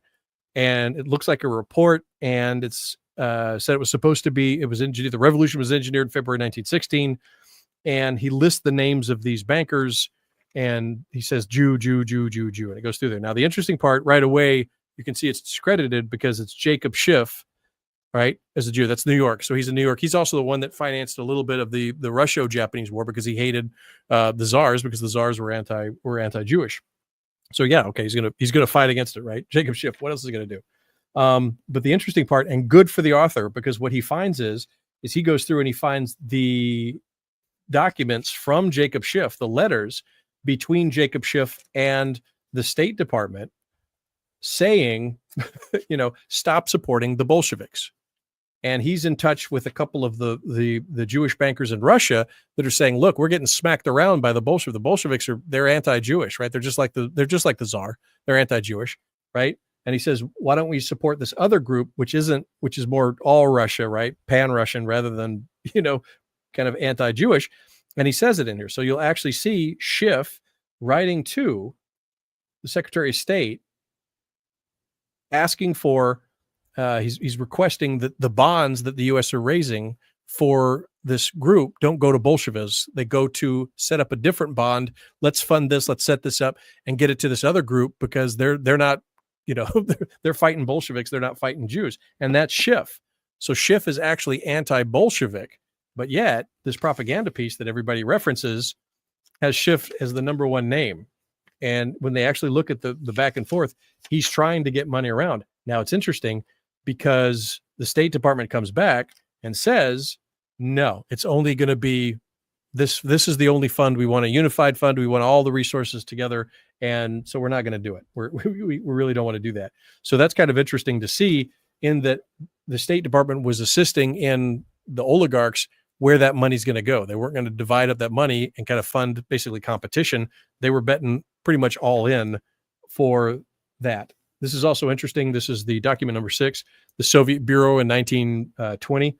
And then he goes through, and you have Latvians, Germans, Russians, Americans, a lot of US, a couple of UK people on there, with Princeton University, the Ford Peace Expedition, War Trade Board, American Red Cross, Columbia University.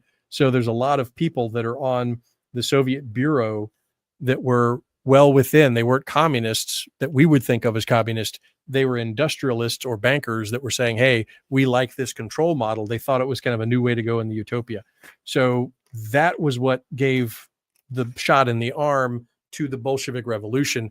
And then, even though we politically didn't recognize it until Franklin Delano Roosevelt came about in the 1930s, and he followed Mussolini, who recognized the Soviet Union, we were still doing deals. We were still doing deals with the Russian banks. We were still moving money around, but it was tight because it wasn't technically legal because we didn't recognize it.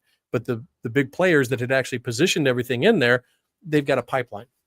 So recognize that occurs, and the terror and the horror that the Bolsheviks did in Russia is unprecedented. It's just horrible. And yet we supplied it, right? And then we say, okay, it was this other ethnic group that was also getting waxed by the Bolsheviks. So that's kind of interesting in that propaganda plays a huge part in diverting you from seeing, okay, where's the evidence lie? And this is compelling. I looked up most of these, the ones that have a little underline out of them. We looked up most of these source documents. It's true. And like I said, he puts all of it in there so you can make your decision. And the fact pattern fits. The money is definitely went. The organizational structures were there in scale and time enough to affect changes in there. And it's public record. Ford went to Soviet Union and helped out Stalin during his 5-year plan to make factories that made tanks or made tractors and tanks, right? And again, this is before, the Nazis came about. And then, of course, as everyone knows, Ford went over and did pretty much the same thing, working deals with the German automaker Opel to try to get, money there. They'll play all sides of the fence. So again, it's nothing new. We see the same behavior today with people dealing with the CCP. It's the same thing. Human behavior doesn't change. The mechanism is there. So we need to recognize that fact that just because you're a work in a capitalist system, you made a lot of money in a capitalist or an entrepreneurial system, doesn't mean you can't be a communist. It doesn't mean that you can't be promoting a form of socialism, like American socialism, like a Bellamy socialism or something like that. So just keep that in mind, that's definitely there. And he, like I said, he's got the receipts. Absolutely fantastic. I'm going to say this one more time so Dennis can drink. Anthony C. Sutton, The Wall Street Trilogy, A History. It's 3 of his works: Wall Street and the Bolshevik Revolution, Wall Street and FDR, Wall Street and the Rise of Hitler. All right, we're going to go through the center part real fast, and then we'll be done and just a little over 2 hours. Okay, we're good. So Franklin Delano Roosevelt. I was always told Franklin Delano Roosevelt, the New Deal was for the common man, and it was Herbert Hoover was the candidate of Wall Street and all this sort of thing. Lies. So Franklin Delano Roosevelt was the inside man in Wall Street. Franklin Delano Roosevelt, the New Deal was, he was part of 20 companies. He sat on the board, or he was a director, or he was an assistant director. That man was Mr. Wall Street in between the wars. And then he becomes governor of New York. And in short order, didn't even finish that. And then all of a sudden he's nominated for the presidency. The good thing about this is he actually shows the donations, the contributions to the campaign of both Franklin Delano Roosevelt and Herbert Hoover, and then Al Smith, who was also running at the time, and that sort of thing.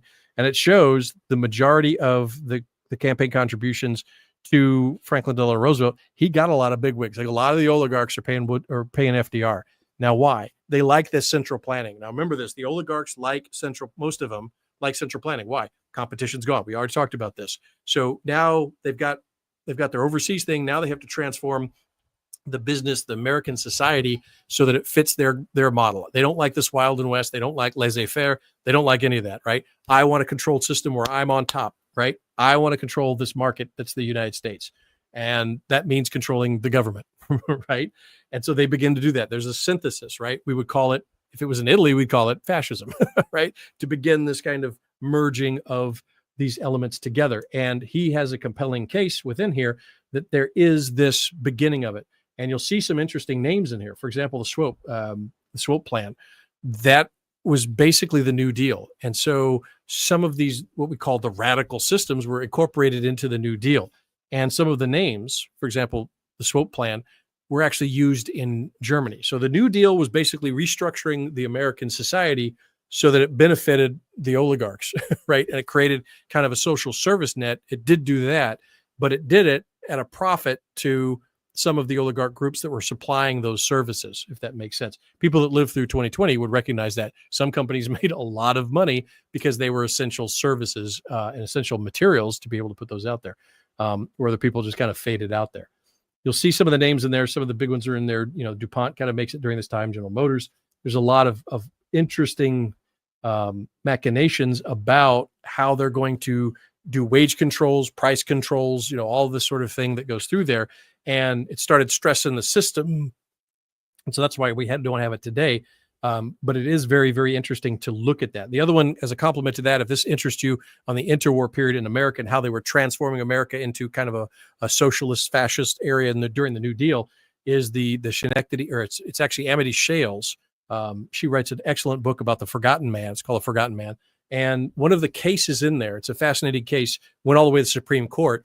And it was the federal government, the U.S. federal government, went after a Jewish immigrant group or Jewish immigrant family who had a small kind of a kosher deli, right? And it was they were shochets, which means you'd slaughter by kosher rules, very specific. The animal can't suffer, no blood, and then you would give them to the customers. And it was a neighborhood, it was a small shop, mostly chickens, and the government went after them.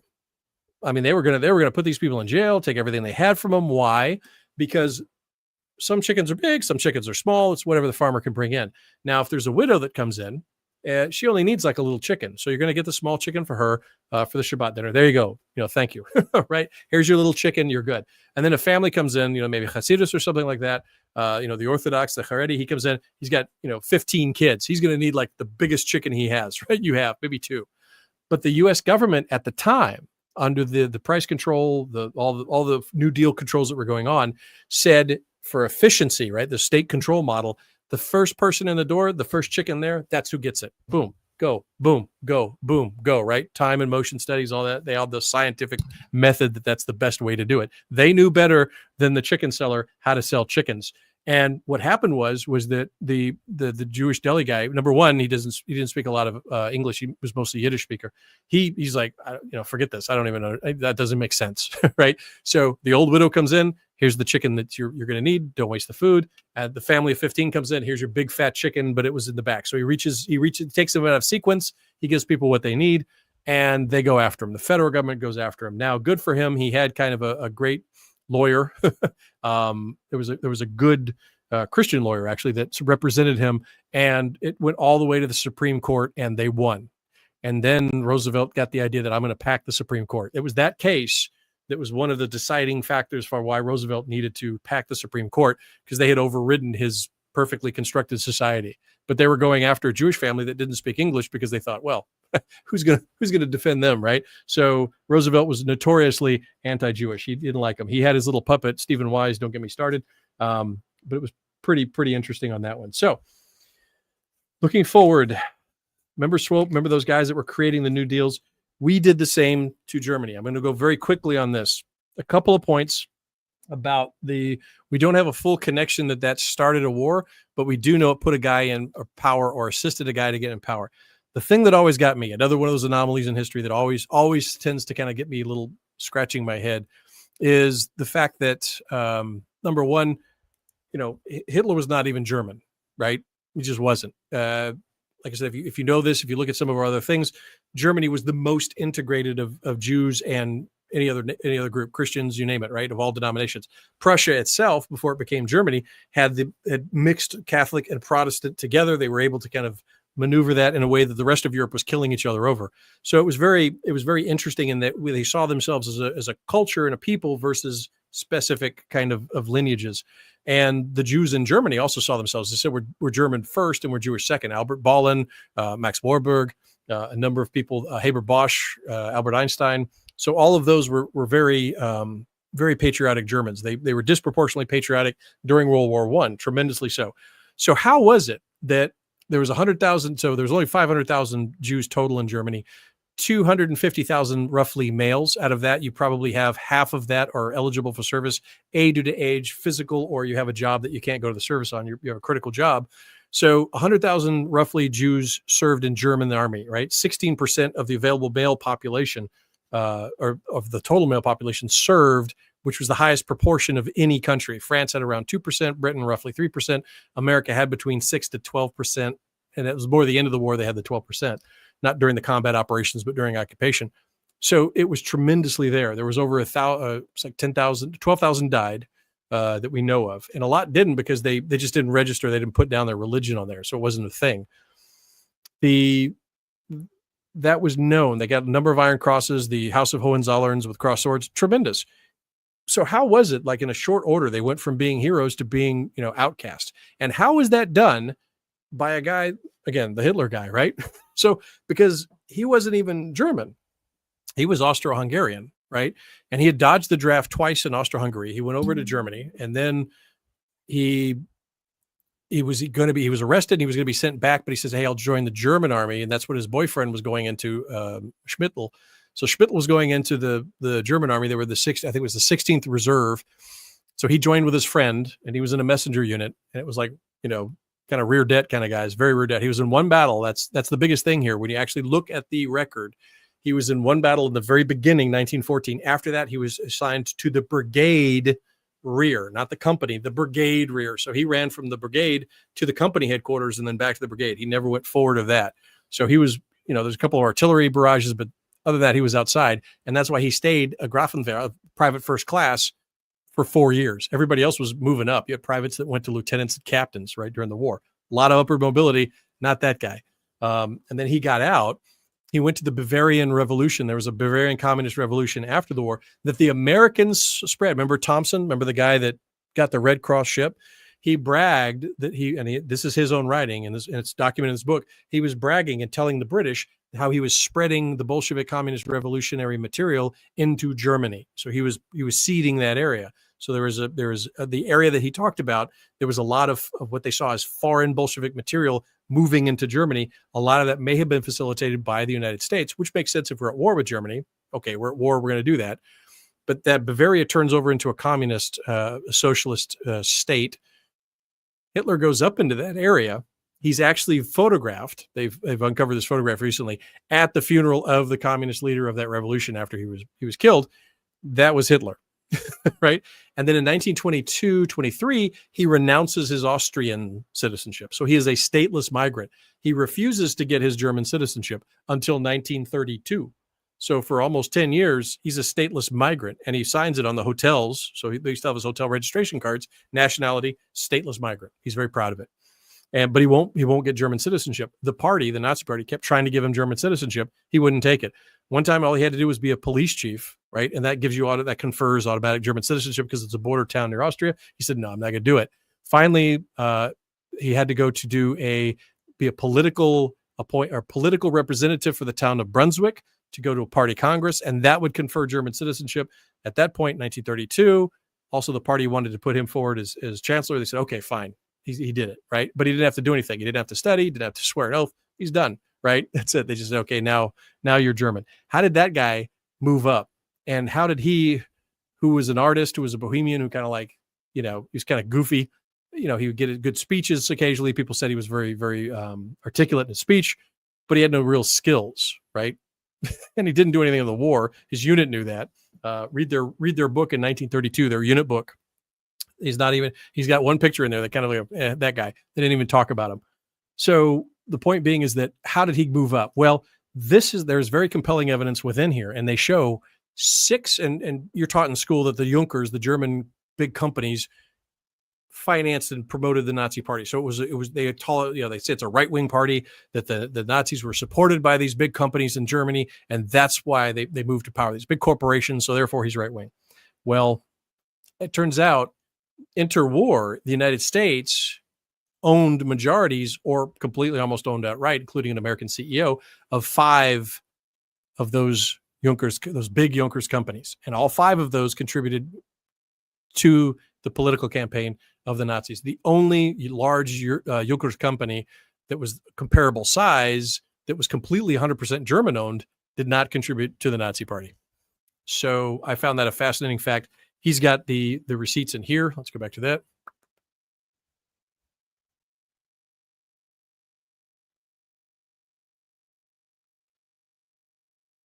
Maybe.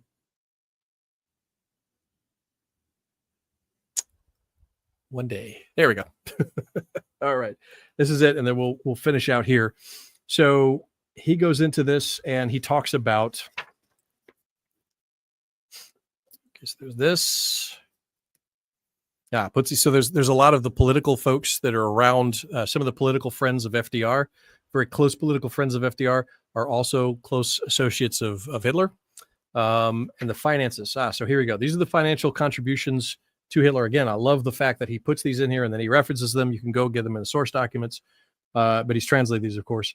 So this is the 1933 political. So this is the one that they had money. Now, remember, if when you read a lot of the information about how Hitler gained his power, some of it was coercion, some of it was street violence, using, the German, get the brown shirts and all that.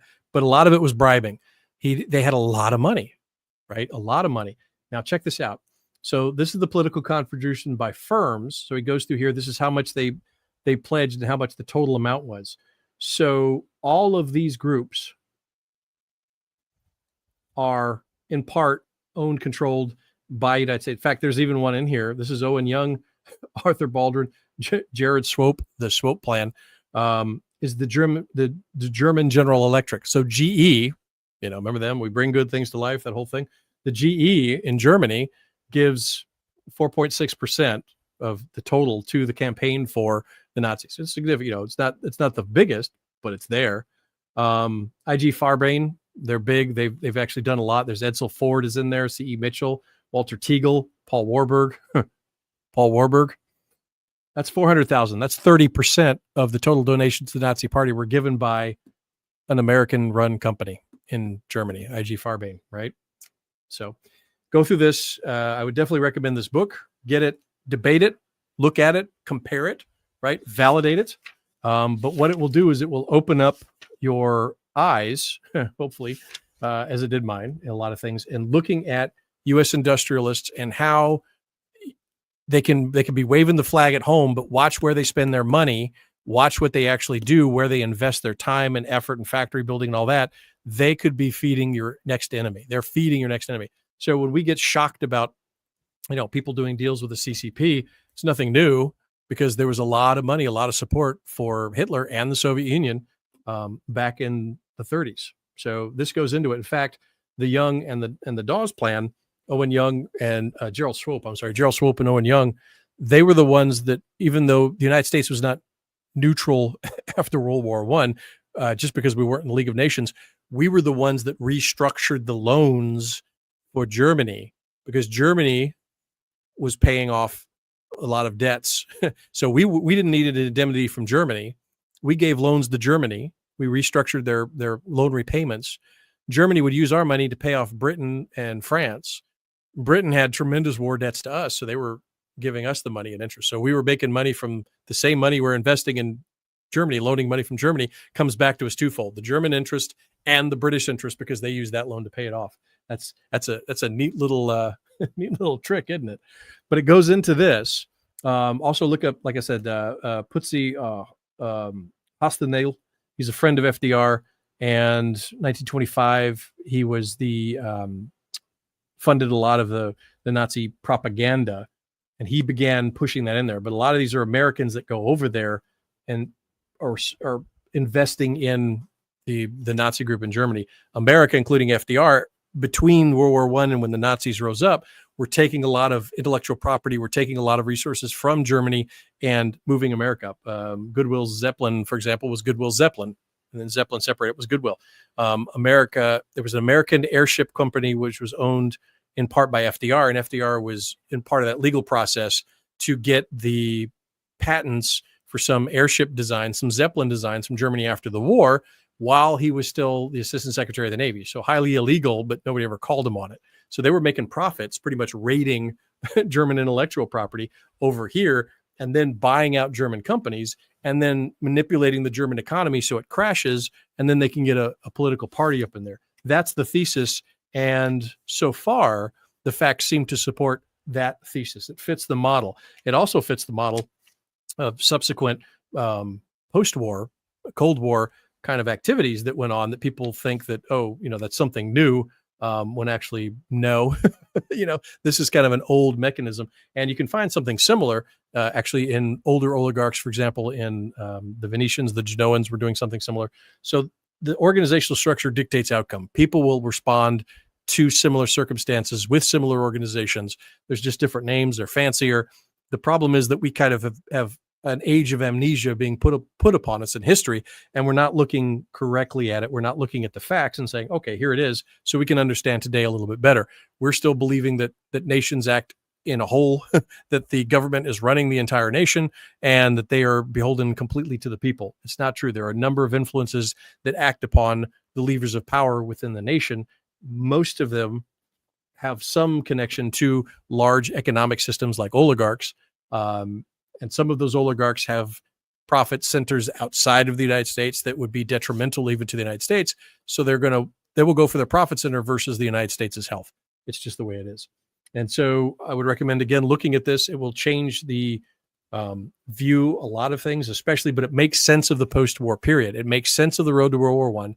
It makes sense of that between the wars period and what was going on that during that time. And it makes sense how the schmuck, this two-time draft dodger that was a rear echelon guy for World War I, literally, suddenly becomes, literally the dictator of Germany, and then turns half of the country against the other half, right? That had been Frontkampfen, they had been Frontkameraden, they were, in the trenches together, and he was able to kind of do that because of the money, because he was able to kind of move it forward there. Again, great book. I would highly recommend it. Take a look at it. So those two together are what I would recommend if you're interested in this, looking more at how, yes, there are oligarch systems that will do wars for fun and profit.